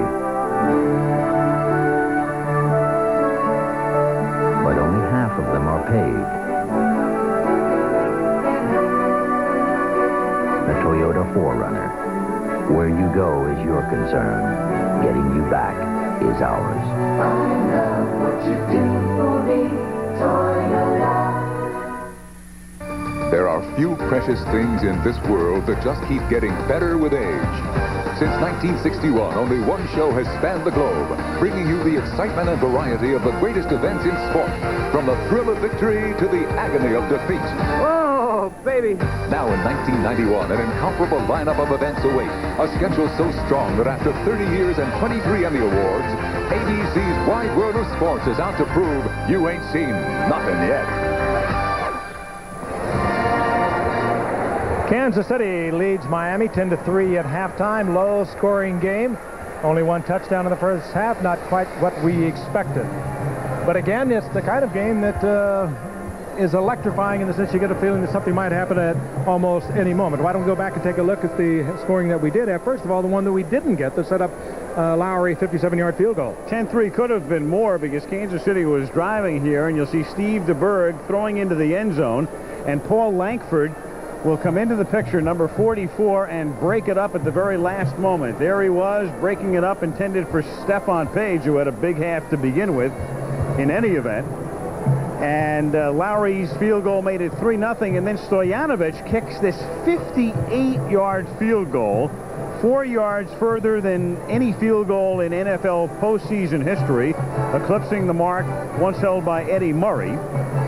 That tied it at 3, and then this was the only touchdown of the first half as Steve DeBerg found Stephon Page, who caught 6 balls in the first half in the corner of the end zone here for the touchdown to make it 10-3 at the half. And I'd have to think, Dan, that Marty Schottenheimer not only happy with the score, but just the pace of the game and the way things are going right now. It really, I mean, Miami has not been doing a bad job on the line of scrimmage, but his Chiefs, I think, have been making the plays that have counted in this half. And I'll tell you what else has to make him happy, that Stephon Page, who went off this field looking like he wasn't going to be back with a bad shoulder, was able to come back and be very, very productive. I'll be curious to see what Don Shula and Dan Marino come out in the second half with to kind of solve the mystery of a Kansas City defense, using 6 defensive backs, much more than just effective.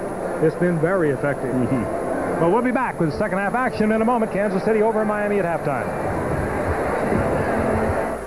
There's a car moving into the pits. Let's go down to Dan Hawk. Dan? It's a Toyota Celica GT, Jim. Now, what's the reason for the pit stop, Chief? We're adding air conditioning, cruise control, AM, FM stereo, cassette, power windows, power door locks. Guys, don't forget the floor mat. Rear spoiler, too. Yep, you got it. The works. All these options at a savings of up to $800. What do you think? I always wanted a Celica. I heard about the offer. Am I on TV? All this when you buy a new Celica GT? That's right, Jim. Back to you.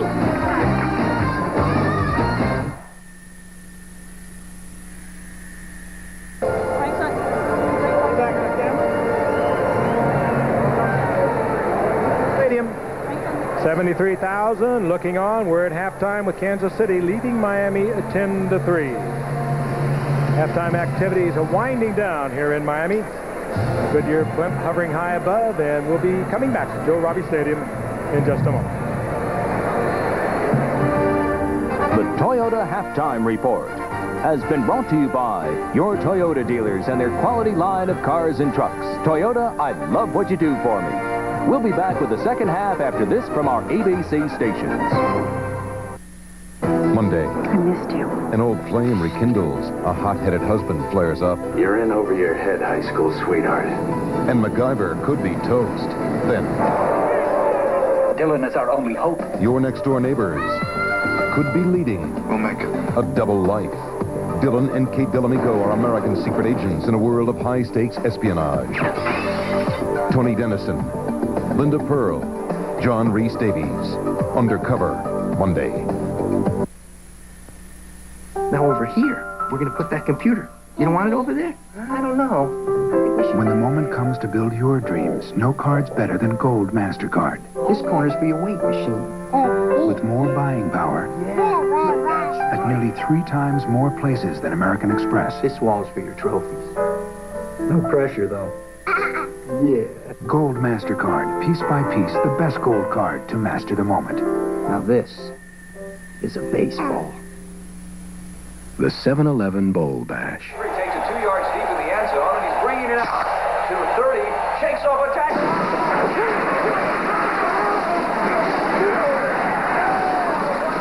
In case unexpected guests drop by, stock up and save on all your soft drinks at the 7-Eleven Bowl Bash.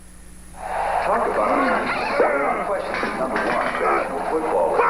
The 7-Eleven Bowl Bash, official sponsor of all your bowl game needs. Clint Eastwood in Bronco Billy, Sunday night.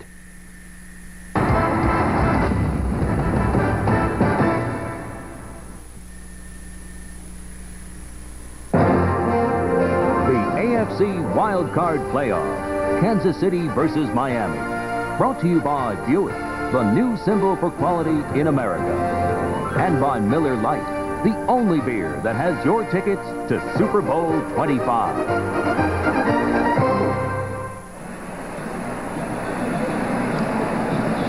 We're back at Joe Robbie Stadium in Miami. Early evening as the AFC Wild Card Playoff game gets ready to start the second half. 10-3 Kansas City leading Miami. Let's get some thoughts from a man recently voted the greatest Dolphin quarterback of all time in a fans poll. Our man, Bob Greasy. Well, Al, I know you guys have talked about it some with the field goal kickers, but it is a heck of a lot more windy down here than you think, and that's probably why you've seen some field goals and not. The other thing is the crowd is louder than I've ever heard it at Joe Robbie Stadium when the Dolphins are in the game. So if Kansas City stays on top, that's a big factor. Both teams want to try and get their running game going. They've not been able to do that yet. Back to you. All right, Bob, 10-3 is the score. Chiefs spent most of the week in Vero Beach, the home of the Los Angeles Dodgers, the spring home of the Dodgers, to get acclimated to the heat and the humidity, and it hasn't been too bad, and especially having the benefit of playing the late afternoon game. Temperature right now in the mid-70s. But they need to do one thing that really hasn't been much of a problem for the Dolphins throughout the year, and that's throwing the ball and completing more passes. You know, Mark Clayton dropped a pass that who knows where that drive might have taken the Dolphins, but the Miami passing game right now is what they really need to improve upon here in the second half. They have got to get there on the strength of Dan Marino's arm. And what Kansas City's been doing with their 6 defensive backs here, they're taking away the outside, and the pass to Clayton dropped wide open over the middle. They've had receivers open over the middle, and on several occasions Marino felt more pressure than he is used to. But he has had time to deliver the football. He just has not been able to find an uncovered receiver. Well, here's the best indication as Jones drops back with McNair to accept the kick of the swirling wind to which Bob Greasy referred. Stoyanovich to kick it, but J.B. Brown will have to hold it at the 35-yard line.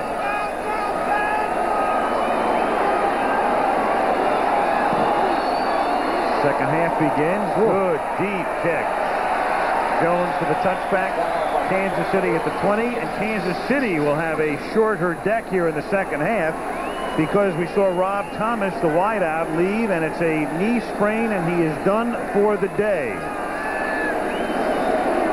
Halftime stats, and a big time of possession difference for Miami, but KC leads on the scoreboard. Yeah, and it's really a possession number that we wouldn't have been all that surprised if we'd have seen it reversed. Kansas City expected to be the team to pound away at Miami with their big backs, maintain a dominance on the line of scrimmage, and keep the ball longer. It's been exactly the opposite. Christian Okoye begins the half as the Kansas City running back. After Barry Word started the game, Okoye bangs out to the 30-yard line, a gain of 10. Louis Oliver makes the tackle. So Barry Word was held very much in check in the first half, and we might see a lot more. In fact, I'm sure we're going to see a lot more of Okoye in the second half. That's exactly what Marty Schottenheimer did against the Bears last week, and he brought Okoye off the bench, and he had a tremendous second half. He ran with style and class like he did a year ago, and here you see him turn it upfield and breaks the tackle. And look at that hit by Louis Oliver. Oliver, number 25, puts a shot on Okoye that we haven't seen in a while. Second and inches, just inside the 30. Christian Okoye, enough for a first down. Puts his shoulder down, takes it to the 31-yard line. First down, Chiefs. I think the success Miami had with the Kansas City running game in the first half is a little attributable to being just up the emotional high they had. I think Kansas City is going to try to run the ball right at them. Miami had trouble all year long against teams that could run. Against Washington, against Buffalo, against the Raiders. Anytime they came up against a team that could run like the Giants, well, they just couldn't control the ball game, and they lost those ball games. When the teams averaged, those four teams I mentioned averaged 184 yards rushing. Good indication of that, Frank, is the way they're lined up here. 3 tight ends. DeBerg throws. It's caught by one of those tight ends, Roberts. Now, their philosophy, I think, would be different anyway with the lead and the fact that they want to run the ball, and certainly that's also been helped by the fact that Thomas is out at wide receiver. And if they're going to go to their tight ends, that's something new. I mean, these guys just don't get the ball. Roberts only had 11 catches all year. You see him there, the motion man. He's just going to break right upfield, a zone defense, and that's an easy completion. Jonathan Hayes, their starting tight end, only 9 receptions on the entire season. The Kansas City tight ends are going to be open. Here's Okoye. He fights his way to the 50-yard line. That's a gain of 4. What you can do, though, when you start running the ball, as it appears Kansas City has been able to do here in the early moments of the second half, is the play-action pass really comes into play. And you'll get those cornerbacks, and particularly the 2 safety men, Lewis Oliver, Jarvis Williams, big hitters for the Dolphins. They'll start creeping up to the line of scrimmage. They'll come up closer. Pretty soon they're going to read one. And DeBerg will pull it out and pop one to a Stephon Pace, to a tight end, and just makes it work so much more easily. You saw Tom Olivadotti signaling in to John Offerdahl, 2nd and 6. Here is Barry Word, and Word, who didn't do anything in the first half when he gained 12 yards on 7 carries, gets stopped here by John Offerdahl. Why does John Offerdahl keep going to the Pro Bowl? Because he knows how to read a play. He reads the blocking of the lineman first, floats along, stays behind his people, and then makes his move, but makes his move upfield. He's not trying to make a tackle going parallel to the line of scrimmage. He's making a tackle moving upfield. 3rd and 6. Out of the gun. From the 49-yard line. DeBerg under pressure, incomplete. Couldn't get it to Todd McNair, running an out at the 43. Good coverage by Langford on McNair, who is a good receiver out of the backfield. McNair, 30 or 40 receptions this season working in the backfield, but Langford was right on him. Now watch number 44 of the Dolphins come up. He knows he's covering this man on a 3rd and 6. He knows he likes to run an out route. And he is right there, and it forces the errant pass by the part of DeBerg. Brian Barker to punt. Deep and angled, and a perfect kick. Put it right down on the stripe at about the 7-yard line. It's a 44-yard kick. As a matter of fact, they'll mark it at the 6-yard line. Brian Barker pins Miami deep as the Dolphins take over for the first time in the second half. 11:18 to go in the third. Chiefs by 7.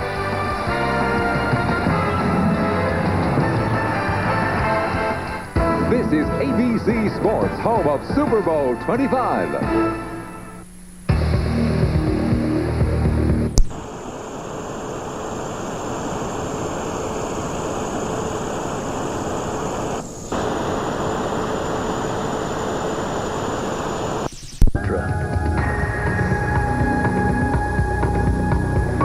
Luxury is understated.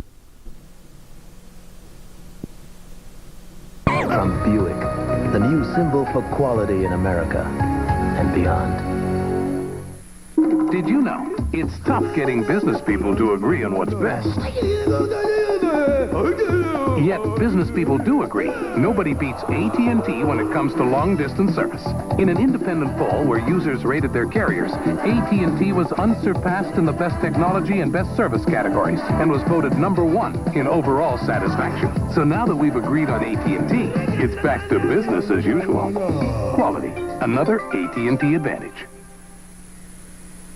Do yourself proud, make you look beautiful, do it for yourself with Minwax and Wood. Get beautiful color with Minwax Wood Finish and lasting protection with Minwax Polyurethane. So do yourself proud with Minwax and Wood.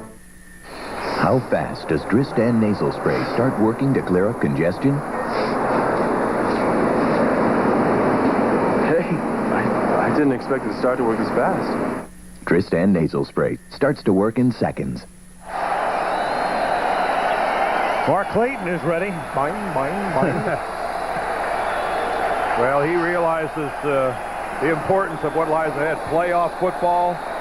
You're in the second half. You're down. Got 94 yards to go to score, to tie it. Mark Clayton would like to be a big part of it. First down, Miami. They begin from their own 6-yard line. Smith gives them breathing room. Fights his way close to a first down. Percy Snow, the linebacker, number 1 pick out of Michigan State, makes the tackle. Where do they go? Right over Dan's man, Richard Webb. Well, Richmond Webb is dominating that side of the line of scrimmage. He's going against Bill Moss, the defensive end. Here's Webb and here's Moss. Watch this block right here by Webb. I mean, he gets a little push there from Sims to the inside, but I mean, he's taking Moss all the way out of the play. And Bill Moss is a fine defensive lineman. Richmond Webb, though, is something, I think, extraordinary. 2nd and inches. Marino flushed out. Throws, has it tipped and nearly picked off. Intended for Clayton, and that's one of the reasons that Albert Lewis winds up in the Pro Bowl a lot. Coming in, reaching in, breaking it up. Oh, he stunned Marino with his quickness. Marino, who is very confident and makes great judgments out there, thought he could zip that ball into Clayton before Lewis could recover. No way. Lewis was back and not only deflected it, he almost picked it off. Take a look again. He thought he could sneak that in there, and a good reaction on the part of Lewis. You know, he dives for it, almost makes the interception. These guys as a unit, if this game continues this way, you'd have to say they're the MVPs. 3rd and inches from the 16-yard line. They give it to Sammy Smith, and he's going to be very close. Oh, this will be a mark. Right there, dead on the 16-yard line. Chiefs think they have stopped them.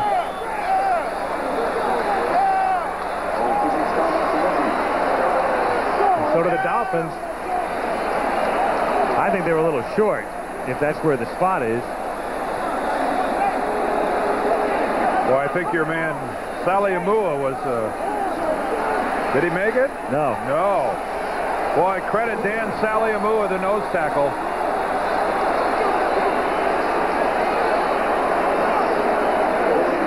Right there made a play and a half to keep Miami from picking up the first down.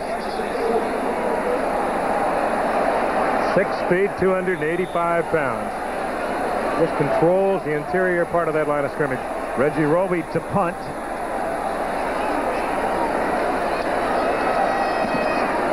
Oh, a bomb. I mean, a real bomb. Fielded at about the 19-yard line by Harry. He gets upended at the 31-yard line. He caught that favoring wind, and that thing took a ride. 64 yards. What a time to do it.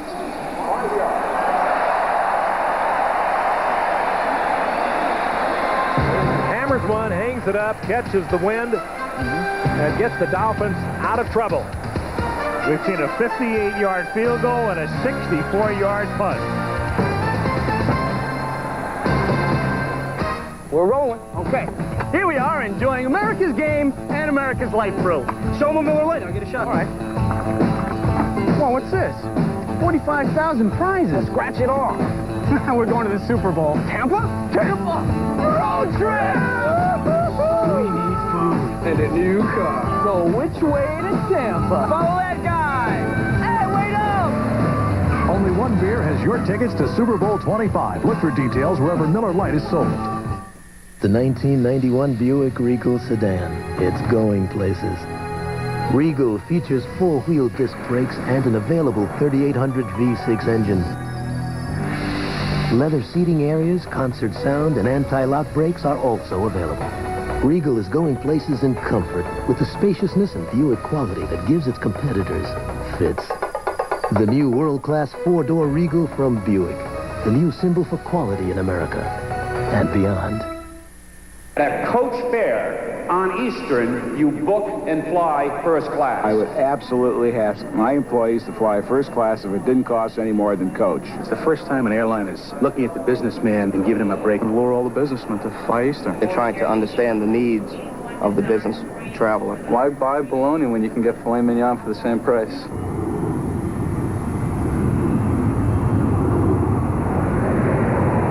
It's probably the best program I've heard for the business traveler.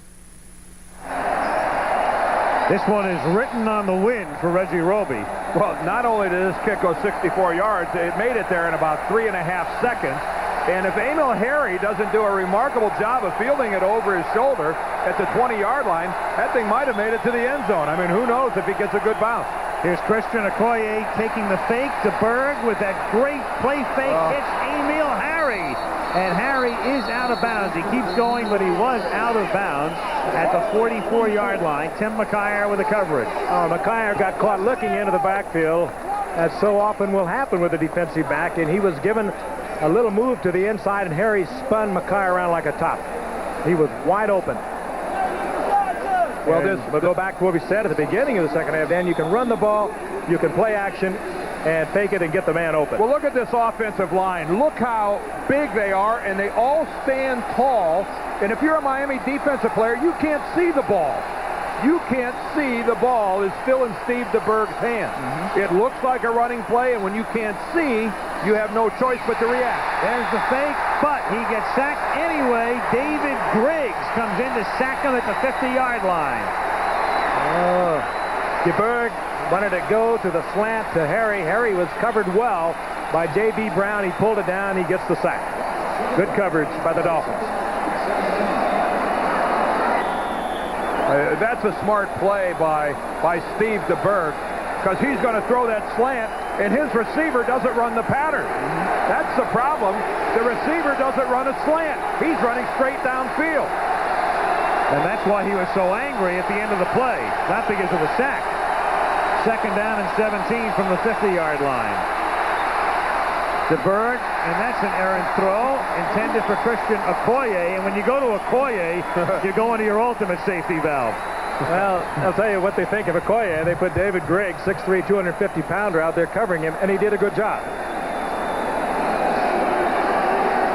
Okoye, for the year, only 3 receptions coming into tonight. Barry Weird had 4. So they don't attract a lot of attention from your defense. Third and 17 from the 50, 8:55 remaining. Third quarter, 10-3 Kansas City. And you rarely ever hear this much noise at Joe Robbie.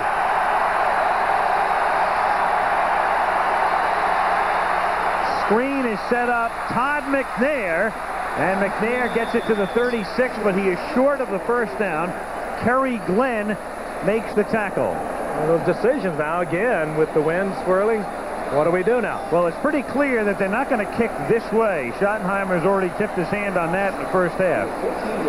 The other way is the way you'll kick it. Well, he brings in the short yardage offense, and they're going to go on 4th down. Out comes Okoye. 3 tight end set.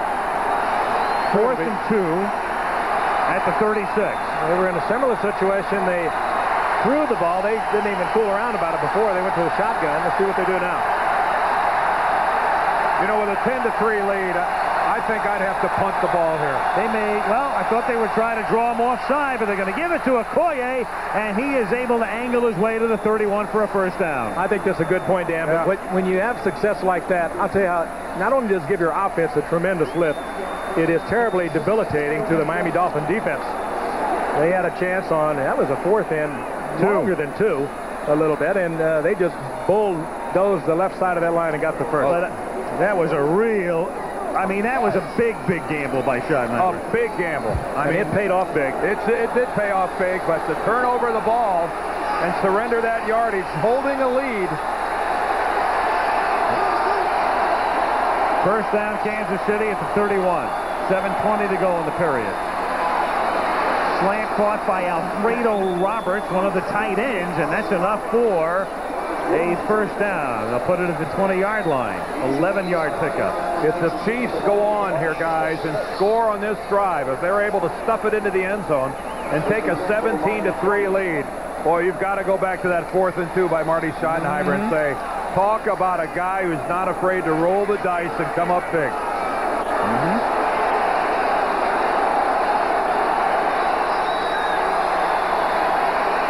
First down from the 20-yard line. Fake to Okoye.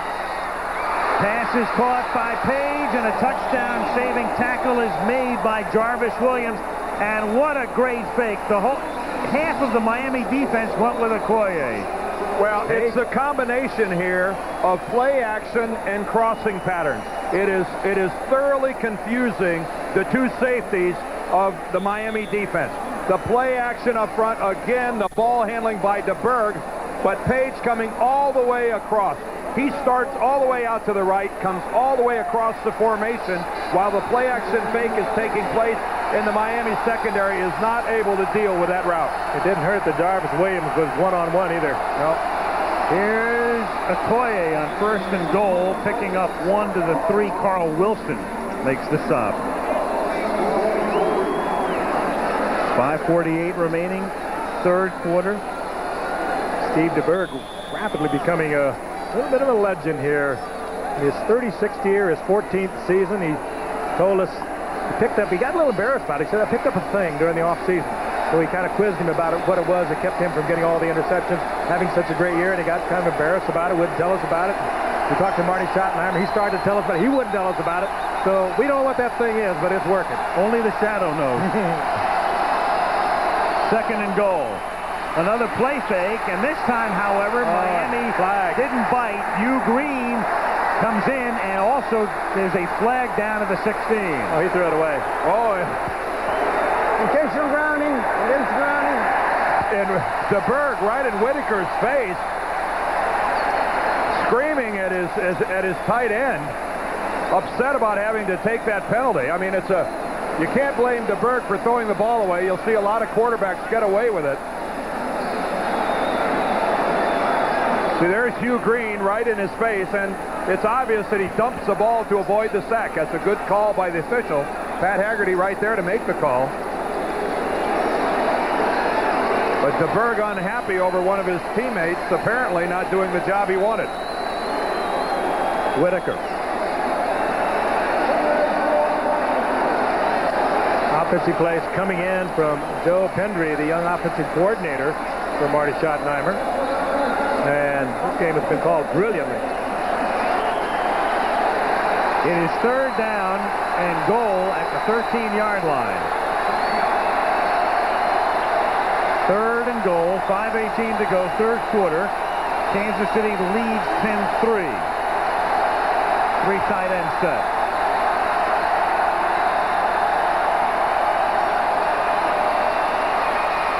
Okoye to about the 8-yard line. Offerdahl goes out to make the play, and Lowry and the field goal unit come on. Oliver also helped out on the tackle. You know, the problem with having Okoye in the backfield in a passing situation is you're almost assured of him getting the ball on a run. And here's John Offerdahl playing the run all the way, coming all the way around the formation to make the hit on Okoye. But here's a guy who's not a threat to receive the ball. When he's in that backfield, I think it allows the defense to take some liberties and maybe overplay the run. Particularly on 3rd and long, Dan, because you can't go with your best weapon. The play action is, they're not even thinking play action. Alfred Oglesby is shaken up, and Miami can ill afford to lose any nose tackle today, with Sean Lee having spent a night and a half in traction, and now Oglesby coming out. He missed last week with a groin injury. So the Dolphins are getting very thin. The defensive line. There is Lee, who's been limited with a sore back. Lowry, meanwhile, a 25-yard attempt upcoming that Steve Pallure, the backup quarterback, to hold. You see all those plays on his wrist? Pallure, the backup quarterback. Just in case. There's the chief offense out there for all to see. Right there. Frank Winters will snap it. 25-yard field goal. No problem. Lowry kicked at least one in every game this season. Has 2 today. 4:46 to go in the 3rd. It's now Kansas City by 10 on a sparkling early evening in South Florida.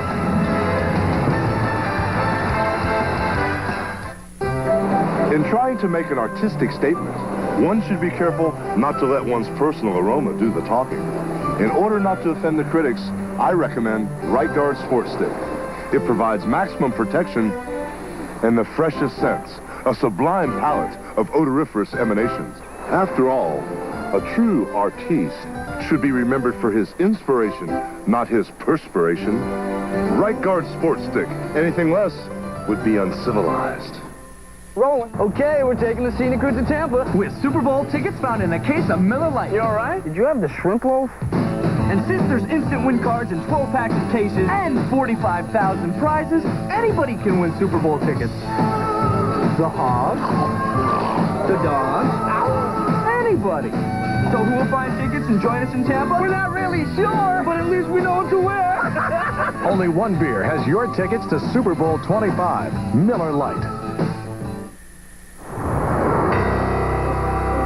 To those import owners who said they would drive an American luxury car when they make one good enough, here's one that's much, much more than good enough.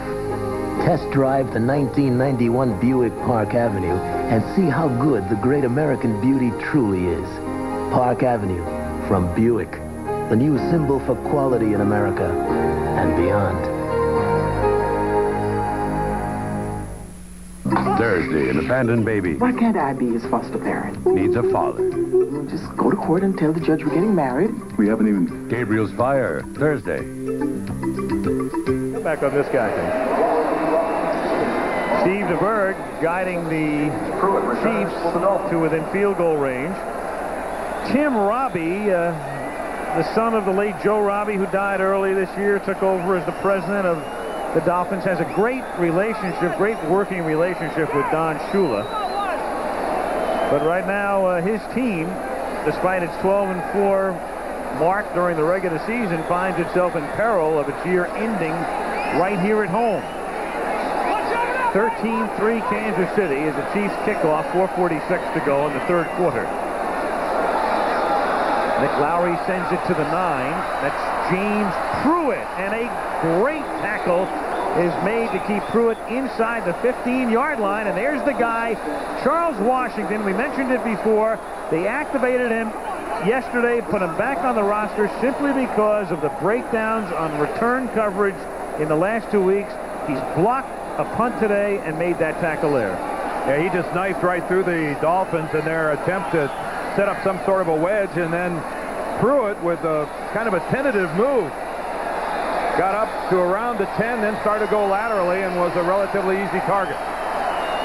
1st and 10 from the 12. Marino throws. It's caught by Duper. Juggles the ball. Loses the ball at the 30. Kansas City has the football. What a backbreaker for Miami. A perfect throw from Dan Marino. An excellent catch by Mark Duper, and then what really hurts for a guy is he ends up losing the football because he's trying to do a little something extra. Mark Duper is doing nothing more here than trying to win the ball game. Breaks the tackle, gets between two guys, is going to spin around here and loses the ball. Albert Lewis comes up and, as he always is right around the football. Darron Cherry is there. Boy, what a bad break for the Dolphins. Dino Hackett was there to recover it. Ross went limping off. He was involved in the initial hit, and now Kansas City has quieted this crowd as they take over at the 29-yard line. 4:29 to play in the third quarter. Tough break for Marino. It works the sidelines. Come on, let's get it up, guys. Went over to Duper, gave him a little pat on the fanny. Wild competitor, Dan Marino, and he found the area that is open, and that is coming across back on the slants over the middle, and they are looking now at Kevin Ross, the cornerback, and a good one he is for the Kansas City Chiefs. Let's look again. The slant end is almost impossible to cover. You run it like Duper and throw it like Marino. And there is the hit. Darron Cherry, who came back from knee surgery, started 6 games since he came back about mid-season off the PUP list, and a perennial All-Pro before that knee injury last December, and he made an All-Pro hit right there to take it away from Miami. Well, the Dolphin defense has to be very tough in here. If Kansas City goes into the end zone, you might write a finish to it. Okoye picks up close to 5, taking it to the 24-yard line.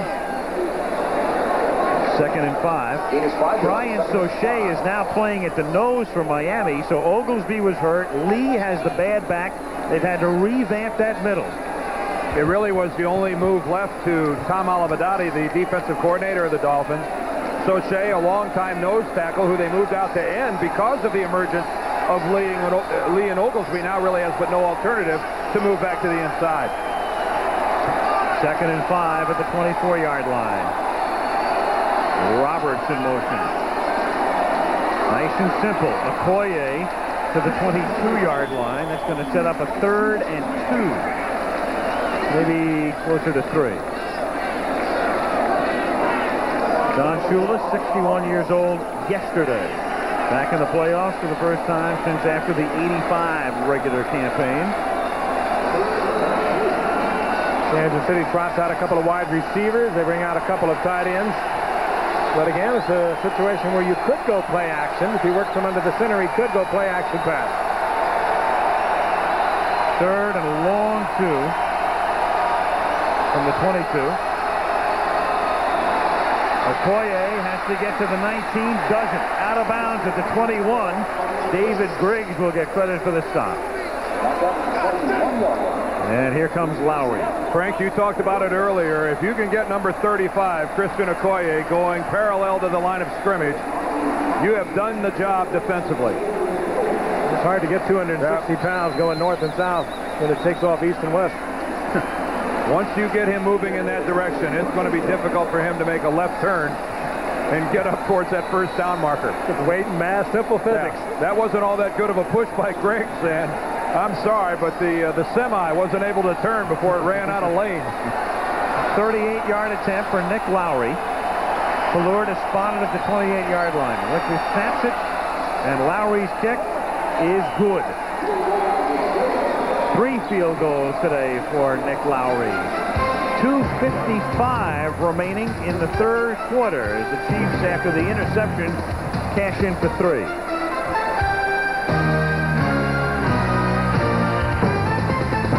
American football goes global. The World League premieres March 24th. My grandfather loves the unknown.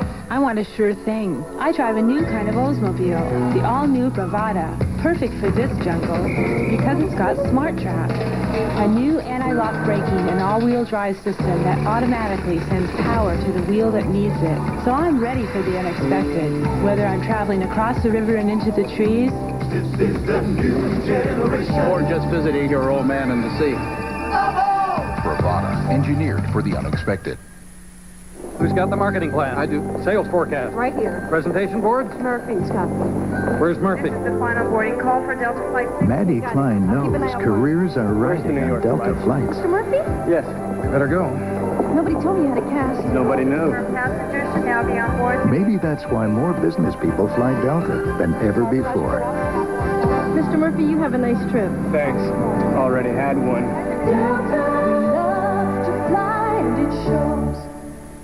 Nice.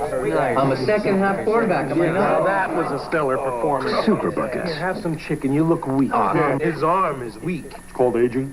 From Kentucky Fried Chicken. Trivia, guys. Who has the record for most fumbles? You mean before today? 15 pieces of chicken or a supersized bucket of hot wings, just $9.99 each. Wait till the second half. All right, rally. Anytime you're ready, gentlemen. Super Buckets from KFC. Great it is. Come on, Dad. Sports lineup tomorrow for you here on ABC. World Swimming and Diving Championships at 1 o'clock Eastern Time from Perth, Australia. Then golf, the Infinity Tournament of Champions follows that at 3 Eastern Time here on ABC. Here in Miami, 16-3. DeBerg and the Chiefs just getting that field goal after Duper had fumbled. Kansas City recovered. They cash in for 3 on the turnover. Lead by 13, and Lowry puts it in the air. Taken at the 10. Mark Logan. And Logan brings it back out to the 34-yard line where Miami will try to get something going. J.C. Pearson makes the tackle. Return is 24 yards. First and 10, 5-1. Well, after the Duper fumble last time, you have to look at it as a success by the Miami defense, just forcing Kansas City to settle for the Lowry field goal. But Unfortunately for Dan Marino and the Dolphin offense, they are running out of mistakes. They're running out of dropped passes. They're running out of missed blocks. They can't afford many more. His numbers adding up to about 5 yards per attempt from Marino. Throws underneath for Smith. And he has a first down as Sammy moves it to the 46-yard line.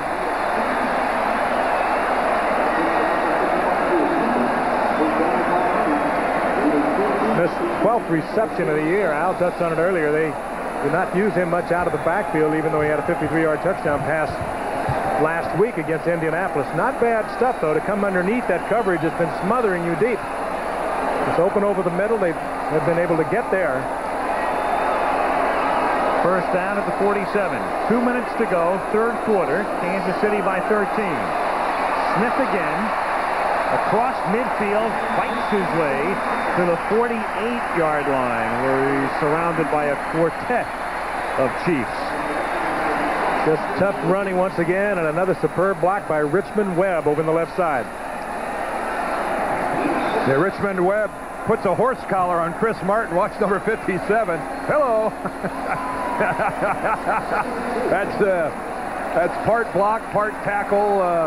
He got away with it, though, and Sammy Smith was smart enough to duck inside of it, pick up some positive yardage. He's a grown-up, isn't he? He's a grown-up. You're darn right he is. Second and 4. Here's Smith again. And the former Florida State Seminole takes it to the 45-yard line. Stopped by Dino Hackett. It'll be third down and 1. Bill Cowher, who's done such a great job, is the defensive coordinator for Kansas City. Cowher played for Marty Schottenheimer with the Cleveland Browns. In fact, when Marty Schottenheimer cut him, he went to Philadelphia and told him, one day I'd like to have you coach for me. Came back, and that's exactly what he's doing. He left Cleveland with Marty and is the defensive coordinator, and a good one. Big play for the Dolphins here. 3rd and 1. They scored a touchdown last week on 3rd and 1 on a pass to Smith. This time they let him run the ball. He gets hit at the line, tries to burrow forward for the first down, but that time it was Lloyd Burris coming up on the run blitz who makes the stop and stops him short of the first down. Big decision here for Don Shula on the left. Marty Schottenheimer waiting to see what Don's going to do. It'll be 4th and a long one. And we've got 20 seconds to go in the period. They're going to go for it. Roy Foster, a reserve guard, a former Pro Bowler here, is checking in. He moves out and plays a tight end position. The play clock, you know what's happening here? They originally thought they could let the quarter run out and talk about this, but the play clock was slightly in front of the game clock, just slightly, and then all of a sudden they jumped up. They realized they were going to get a delay of the game. That's exactly what took place there. I was looking at Clayton, and at first he's saying, hey, let the clock run down. Then they looked and they said, well, wait a minute. The play clock is just slightly ahead of the game clock. We're going to be flagged if we don't call a timeout. Marino jumped as high as you did, Al, when he saw it. Yeah. And alertly, the only player on the field that realized it was Dan Marino. Exactly, exactly. Because Clayton's saying, let it run down, and Marino's looking, he's going, wait a minute. Give me that timeout right now, fast. And when you're trailing, when you're down 16-3, having to burn a timeout still in the third quarter, well, you don't want to label it disastrous, but it is certainly undesirable. They thought they were going to get what would have amounted to a free timeout to discuss this at the end of the quarter, and couldn't afford to take it.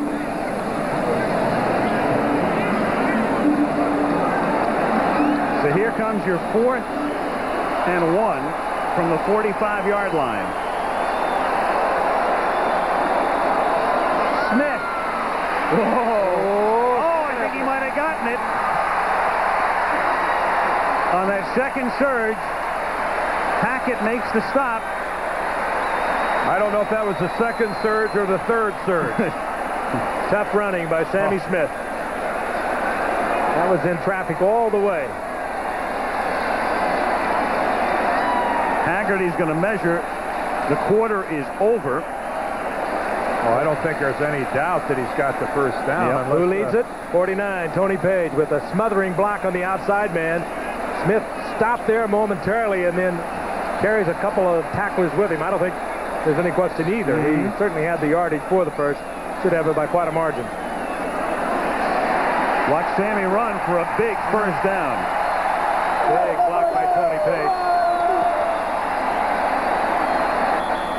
Miami keeps the ball. To the fourth we go. Kansas City 16, Miami 3. Back in Miami after this word from our ABC station.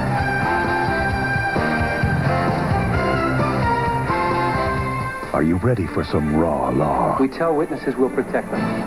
Let me be nice to you. We lie to get at the truth. You are so gorgeous. This is probably the biggest mistake of my life. Get a taste of equal justice Wednesday. On the American agenda. He backed me into the kitchen. I've ate that. Rape. Who commits it? How to stop it? Watch Peter Jennings on ABC's World News Tonight next week. Mercury Sable. What's better than being named one of Car and Driver's 10 best for 1990? Being named again as one of the best of 91. And right now, your Lincoln Mercury dealer is giving you his best. Save $1,400 on Sable with special option package savings. Mercury Topaz. It's hard to believe what this compact family sedan comes with, let alone what it goes for. And now you can save $2,100 on Topaz even before you make your best deal. Go directly to your Lincoln Mercury dealer today. For a cleaner burning gasoline. A high-performance gasoline. Introducing Exxon's new cleaner burning formula, designed for less pollution during colder months when engines create more carbon monoxide. Exxon's newest precision gasolines for high performance and lower pollution. Just turn the key. Governor Florio's State of the State address, Tuesday at 7 on Channel 6.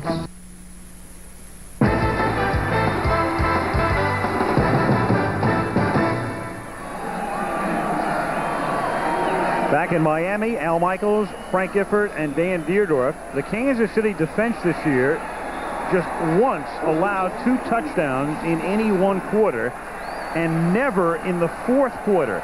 And that's the hill Miami has to climb because they're down by 13.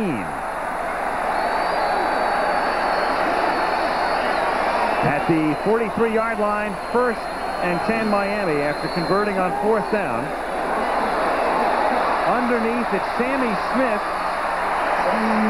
About a 10-yard gain, close to a first down, stopped by Chris Martin. And Tony Page with another big block out in front of Sammy Smith. Allowed Smith to pick up the first down yardage. Boy, Chris Martin did a pretty good job of trying to remove Sammy Smith's head here. Watch Martin there at the bottom of your screen, number 57, move up towards Smith, and watch his left arm get right up alongside the head. Now, he was trying to make a tackle, and he didn't wind up that arm and strike a blow to the head, and that's why you didn't see a flag. You could almost slide a credit card down there between the nose of the football and the end of the chain. I'd say this will be about an inch for a first down. Are you picking up the check? Tonight? Absolutely. Again, there's Page out in front, number 49. Well, we're counting on it. Not a bad time now for Don to think of a play action pass, try to get something big, get a quick score. If I don't, we won't eat. Not a bad idea. I resent that.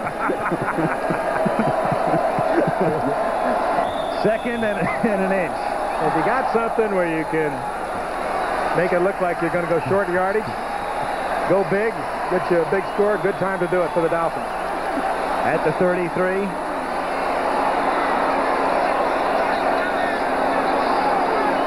Marino realigns Smith.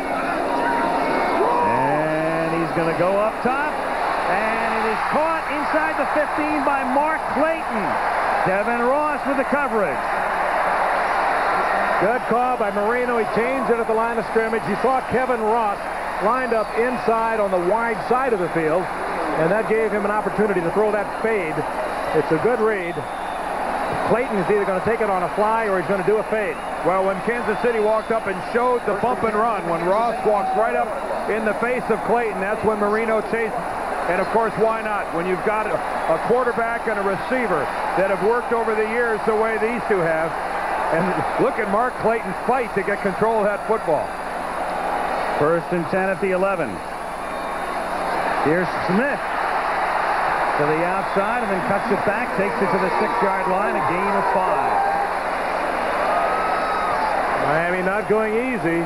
Don Shula with a 4th down attempt at midfield, kept it alive. Now watch Clayton and his Ross, a great cornerback. He's trying to knock that ball out of there. He hammers it, and Clayton struggles, gets another arm on it, and keeps it from being called incomplete. Great coordination between the two, Marino and Clayton. 2nd and a little more than 4 from the 6-yard line. There's Clayton going in motion. Smith takes the toss. Inside the 5. Booms down to the 1, and that's a 1st down. Well, it appears that one man is trying to lift the Miami Dolphins, and that man is Sammy Smith. Not known as a receiver, he's coming out of the backfield catching the ball. And the first man who's tried to tackle him here in the second half has not gotten it done. There's Sally Amua who misses. Moss misses.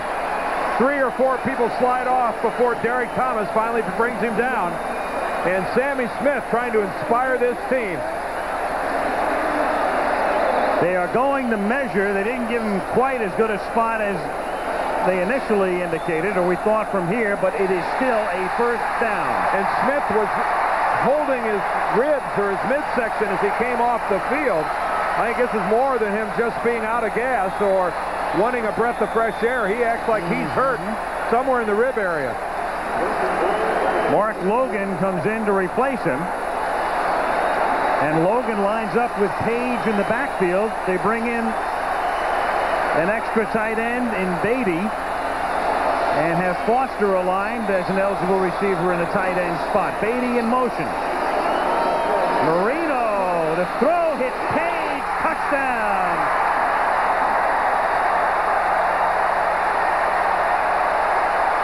We talked about Page being the checkoff man at the top of the game. Marino looked in the end zone, looked first for the tight end, looked outside for Logan. Finally, number 49, who always seems to be standing in the clear for Dan Marino.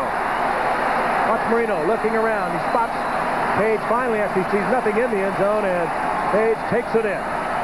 Lewis Cooper, the linebacker to that side, was really caught in no man's land. He's either got to rush Marino or he's got to stay with Page. He chose to rush Marino. Dan read it and just dropped it right in for an easy 6. Pete Stoyanovich for the point after. And so the Dolphins gamble at the end of the 3rd and beginning of the 4th. Go for it on 4th down. Smith keeps the drive going. Marino and Page get him home. The Chiefs lead is 6, 12-18 left. If I could afford a sports sedan, the road would belong to me. Bob. I'd have one of those multi-valve engines, independent suspension, and of course, a spoiler on the back. Yeah, if I could afford a sports sedan, life would be a cruise. Oh, it's you, Bob. Introducing the new Nissan Sentra SER, because rich guys shouldn't have all the fun. Hold it, ho, ho, ho. So you're going to finally meet Cindy. Here's Tony Page right here, but here's Lewis Cooper. Now let's roll this thing, and I want you to watch both of these guys, because Cooper's going to face one heck of a decision, because right here, he's locked up. Does he continue up towards Marino, or does he fall back in coverage? He comes toward Dan. He reads it. It's an easy touchdown to Page. A beautiful call by the Dolphins. They overloaded that side. Lewis Cooper was wrong either way. 12-18 remaining. 16-10 Kansas City.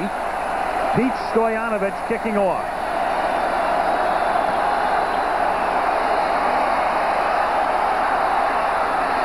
Fred Jones from the 5. To the 25-yard line. Paul Langford makes the tackle.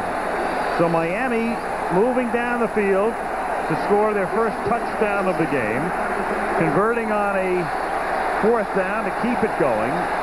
10 plays, 66 yards. Tony Page gets the touchdown, but we'll call that the Sammy Smith drive.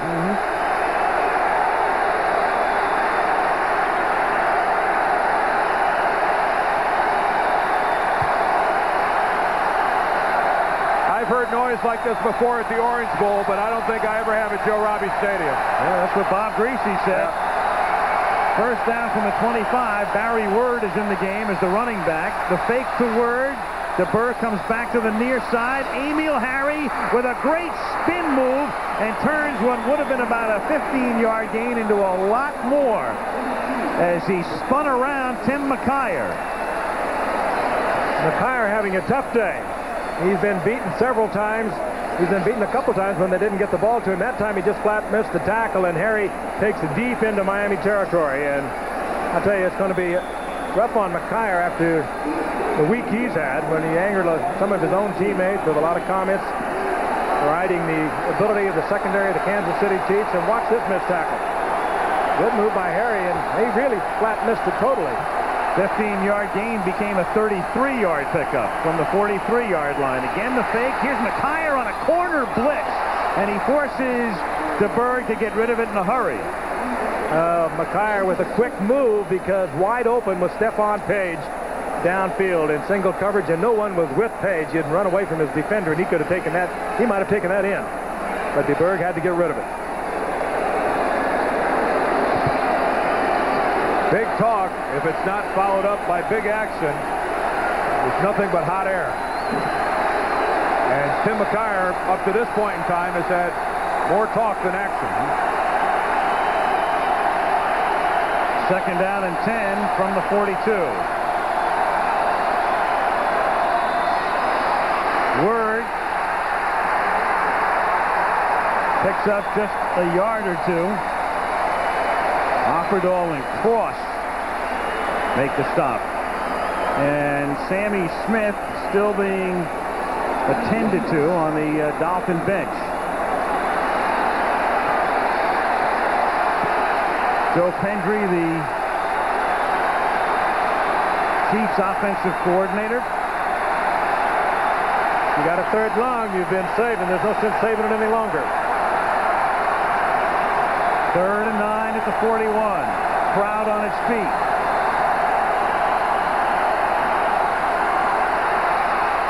Oh! Almost intercepted. And E.J. Jr. will see that in his dreams all month. DeBurr hit him right in the hands. The blitz was on. He checked off.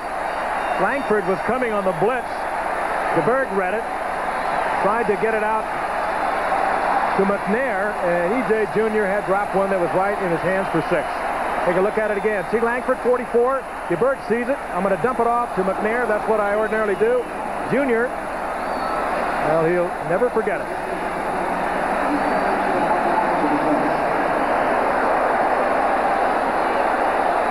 Fourth down. Brian Barker to punt. Flag down. Fair catch at the 14-yard line made by Jarvis Williams. Flag down at the line of scrimmage. It'll be a tough call if it's against Kansas City. What will Miami do? Illegal procedure. Offense, number 42. They got it at the 14. It could be worse, but it could be a lot better. So what do you do?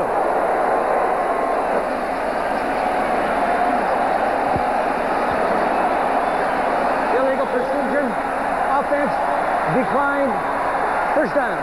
Don Shula decides that perhaps it could be a lot worse.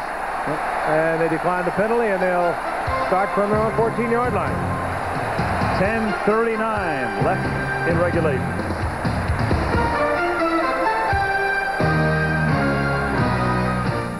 If I had a Z, it'd be silver. No, black. And I'd take it to a racetrack. Hold it. Nah, drive it cross country. That's what I'd do.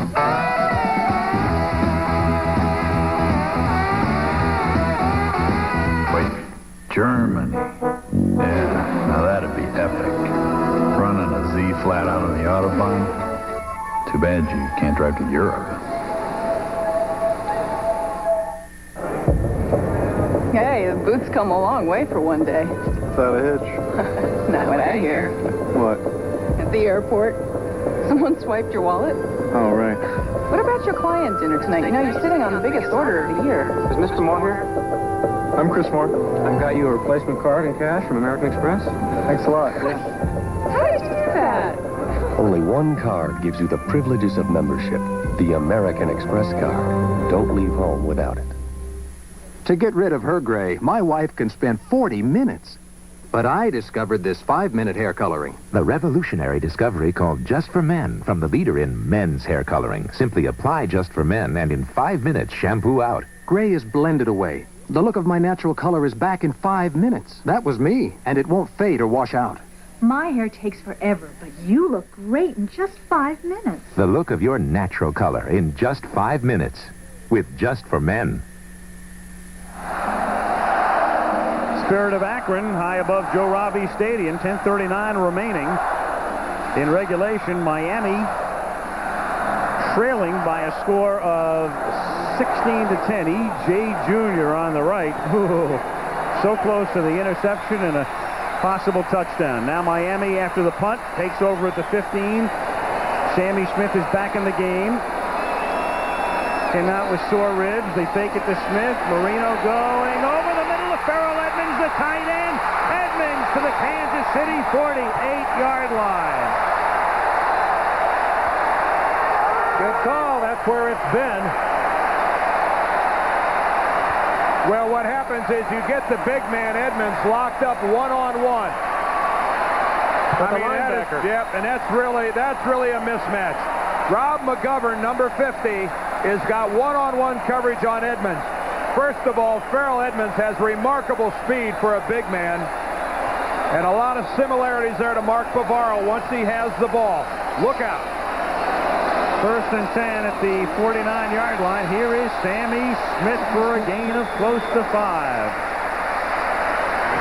It'll be 2nd and 5. Cherry and Snow make the tackle.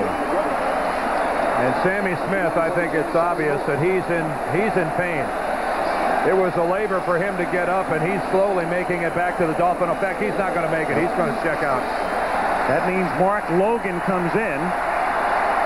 The Dolphins really have only 2 guys who can carry the load. They've got Page as a blocking back and Garrett Limbrick, who's barely played. So it's Smith and Logan, and that's it. 2nd and 5. Page makes the catch, pays the price. Albert Lewis makes the stop. It's going to be 3rd and 1. Lewis paid the price because Page just hammered him. He saw him just as he turned around, was turning it upfield, and he barreled into Albert Lewis.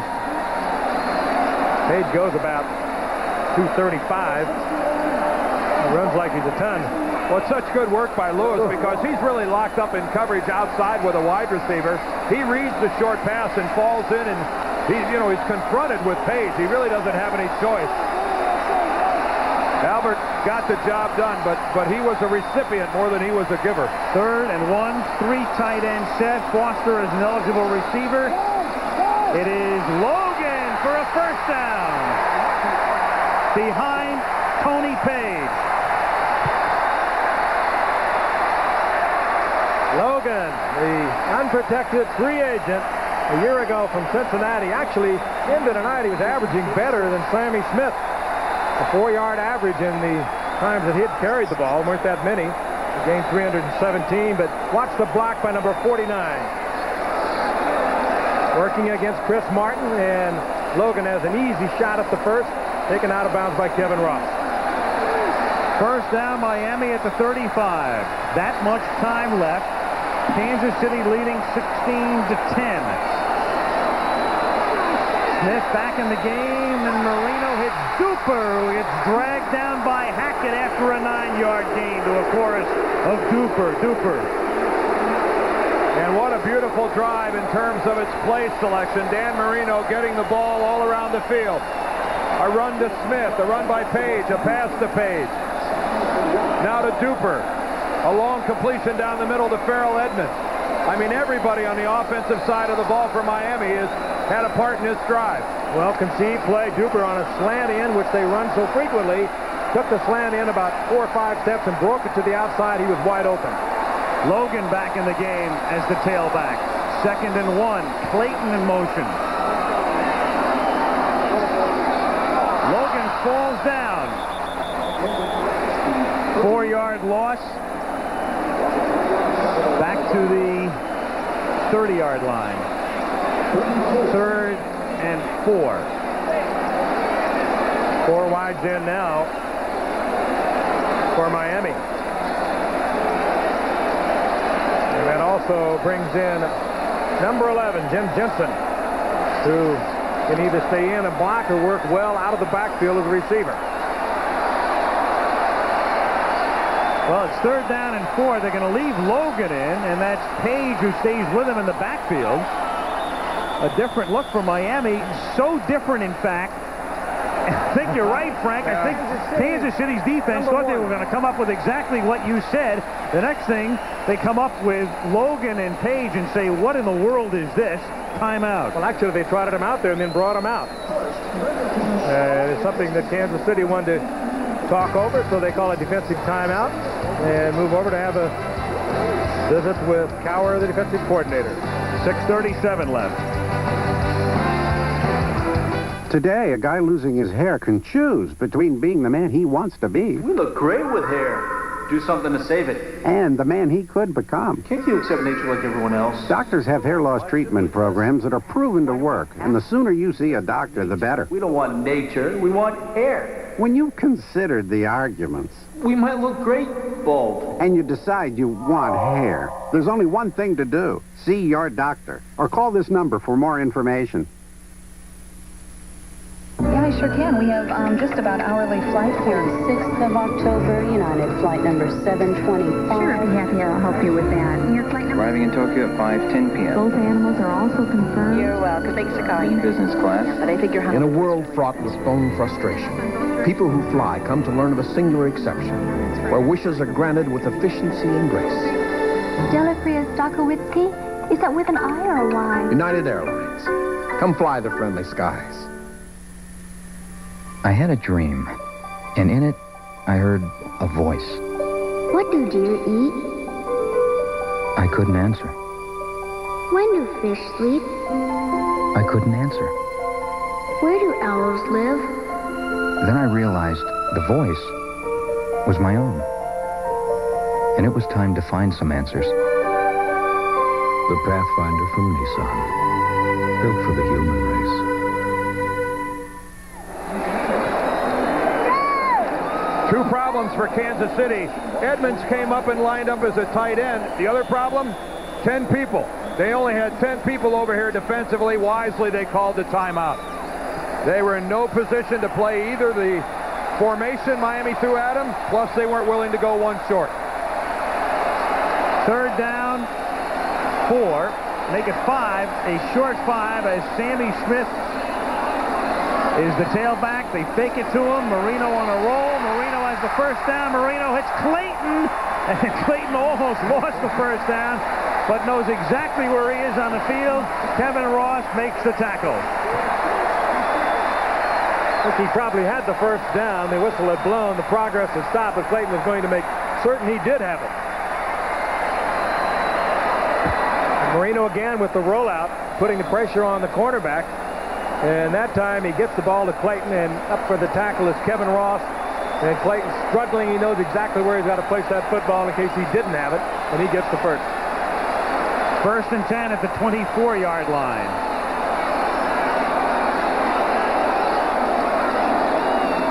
Smith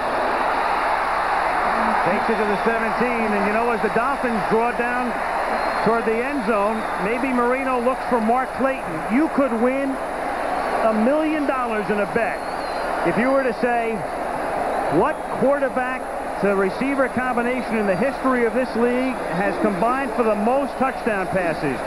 It's not Unitas to Berry. It's not Montana to Rice. It's not Craig to Largent. It's Dan Marino to that guy, Mark Clayton. 65 touchdown receptions by Clayton from Marino.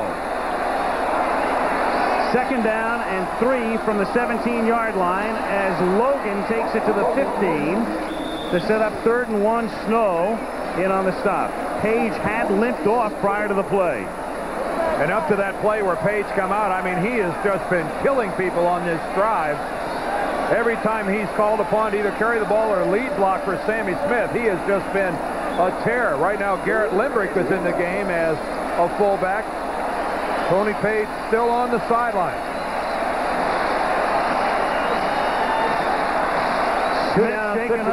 Two-down situation for Miami. No matter they're going to go, they have a 3rd and short. Smith shaken up and Page shaken up, so Limbrick and Logan are in the backfield. Beatty is in motion, and on 3rd and 1, Logan fighting and fighting and fighting for a first down. Well, this Miami drive is doing two things. It is quite obviously advancing the Dolphins down the field, but they are just eating up the clock. We're going to move inside 4 minutes. And they are, this is just an awesome drive by the Miami Dolphins. This is some of the most physical football they have played all year. Oh, that's a good turn up on the part of Mark Logan. He goes about 220, so he's not a little man in there replacing Sammy Smith. This drive already just moves over the 7-minute mark in time of possession. And this is the 11th play, 1st and 10, as Marino throws. Clayton has it, touchdown! 66.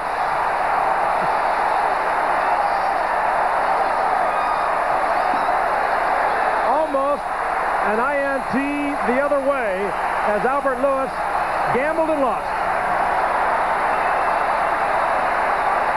Mano, Clayton and Albert Lewis, two of the best to play this game. There it is, top of your screen.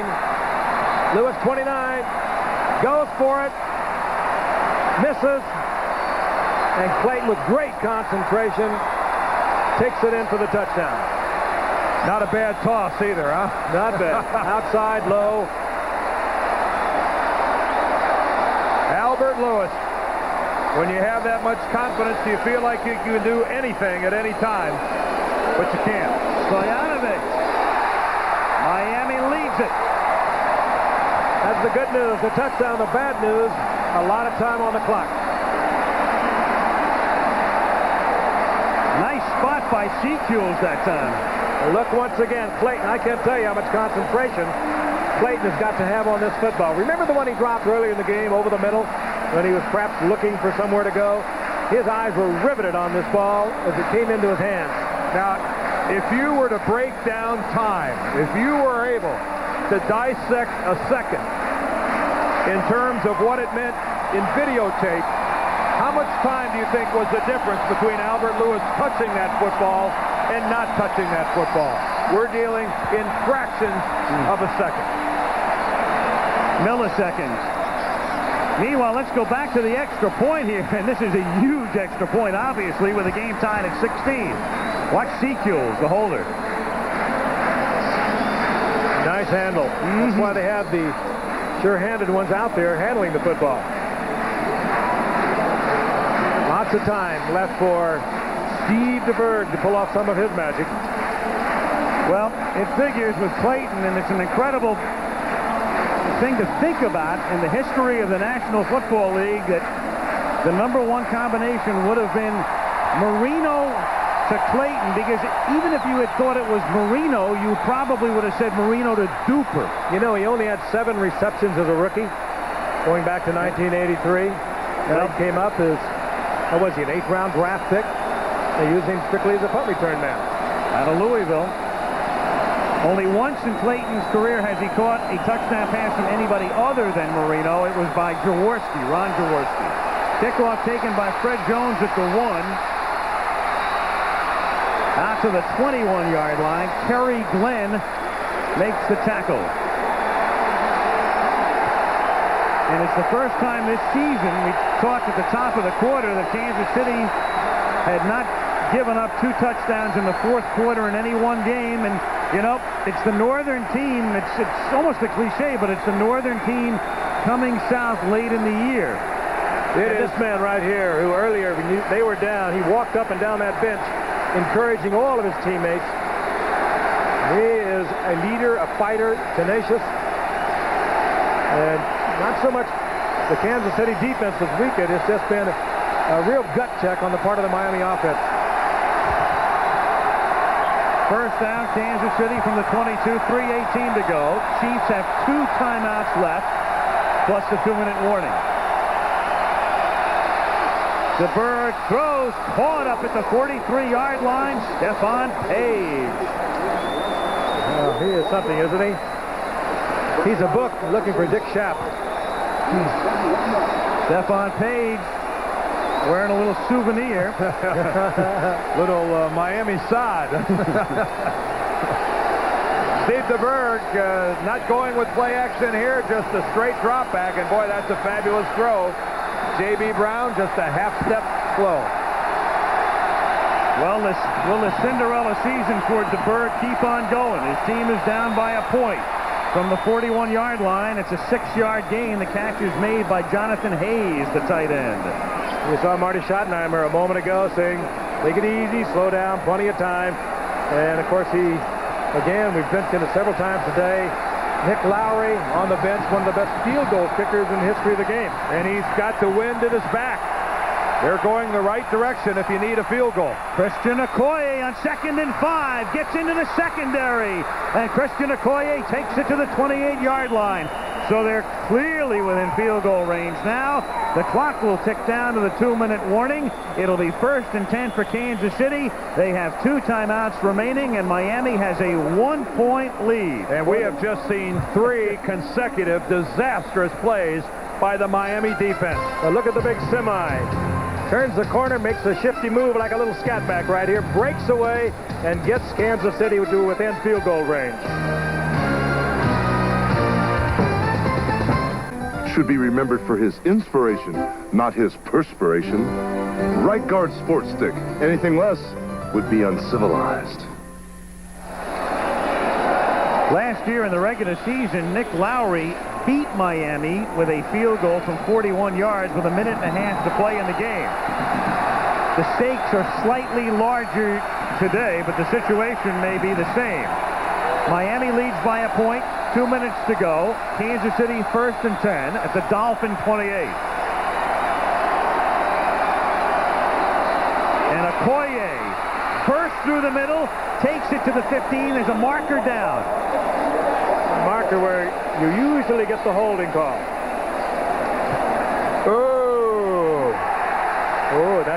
That'll move Kansas City probably out of field goal range. The flag of the year to this point for the Kansas City Chiefs.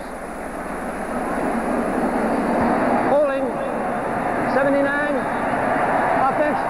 Still 1st down. Rookie David Zott.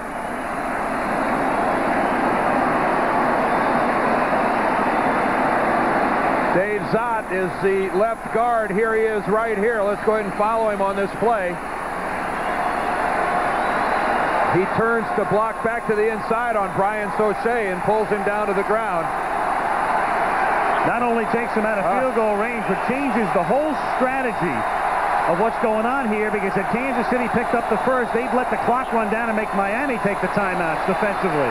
Now he's got to get him back in field goal range, and is lucky that Offerdahl doesn't intercept it. Well, perhaps the taped hands. Look at the protection he has on both hands, but it hit him right in the hands. And DeBerg will never throw a worse pass than that. He threw it right into the crowd. Offendahl was back there, but also everyone was surrounding the receiver. It was an attempt to get the ball to J.J. Burton, but there are Dolphins everywhere. 2 times this quarter, Miami linebackers have dropped sure interceptions. E.J. Jr. first, and now John Offerdahl second. Kansas City still alive. 2nd and 20 from the 38. A minute 48 to go. Okoye. Hugh Green knocks him down after a gain of 3 with help from Turner. His longest field goal this year is 48 yards. Right now you're looking at about a 53-yard attempt. He missed his only 50-yard attempt of 52 yards, and his career best is 58. He did that a couple of times. Out of 57. So with that win, I think they're probably within range, but it's not something you'd like to move it in closer for him. And that's what they're talking about right now. Yeah, well, they're also having the play clock run all the way down. DeBerg is still on the sideline. They've got a 3rd down and 17. Now they'll take it. There it is. They have to take it here. Yeah. But that's a smart play.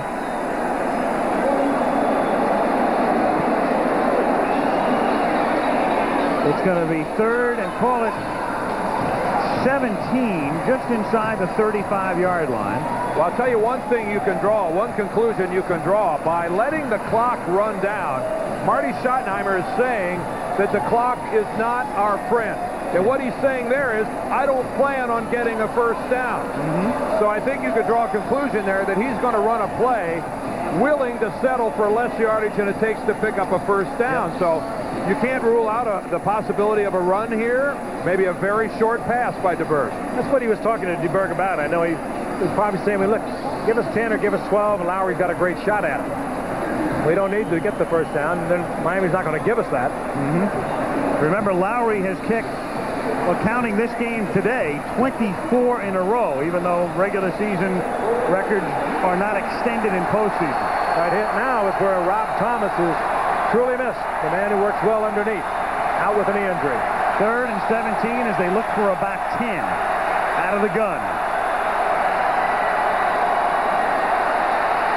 DeBerg throws incomplete, intended for McNair and broken up by Jarvis Williams. That's where the hitting pays off.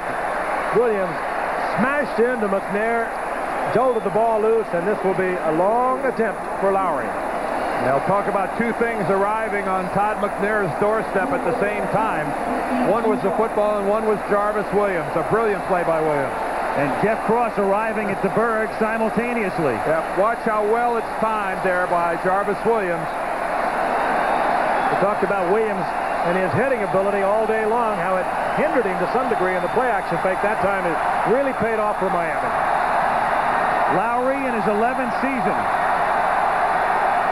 His most pressure-packed kick ever is just short.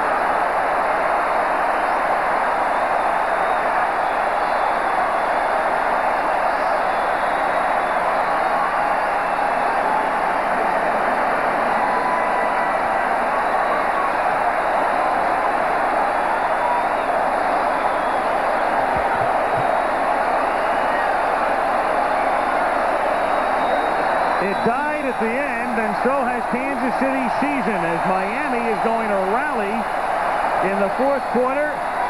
And it's, well, for the Chiefs, the longest trip back tonight is going to be for the rookie lineman David Zock. It was his holding penalty that moved them way back, and boy, I really sympathize with you, David. It's really a tough deal.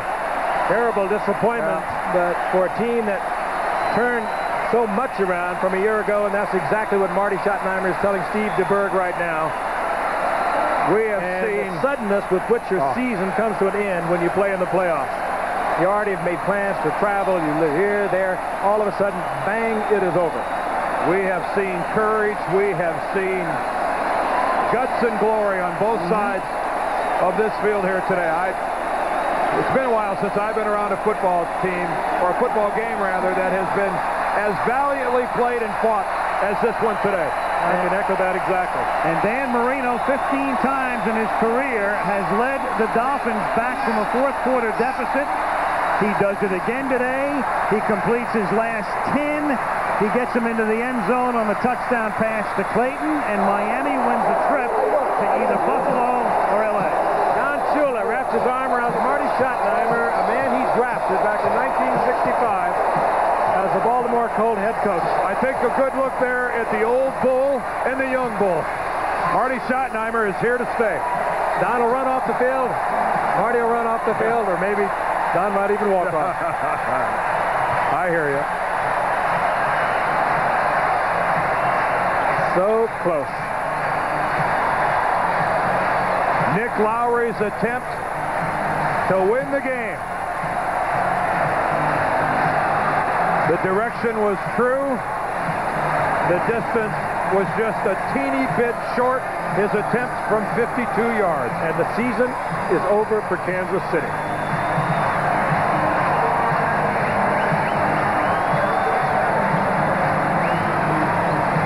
Oh, God, how that hurts. So Don Shula, in his 30th playoff game, advances to a 31st. Happy 61st to Don Shula. 61 years young, too. He still has got the fire where it counts.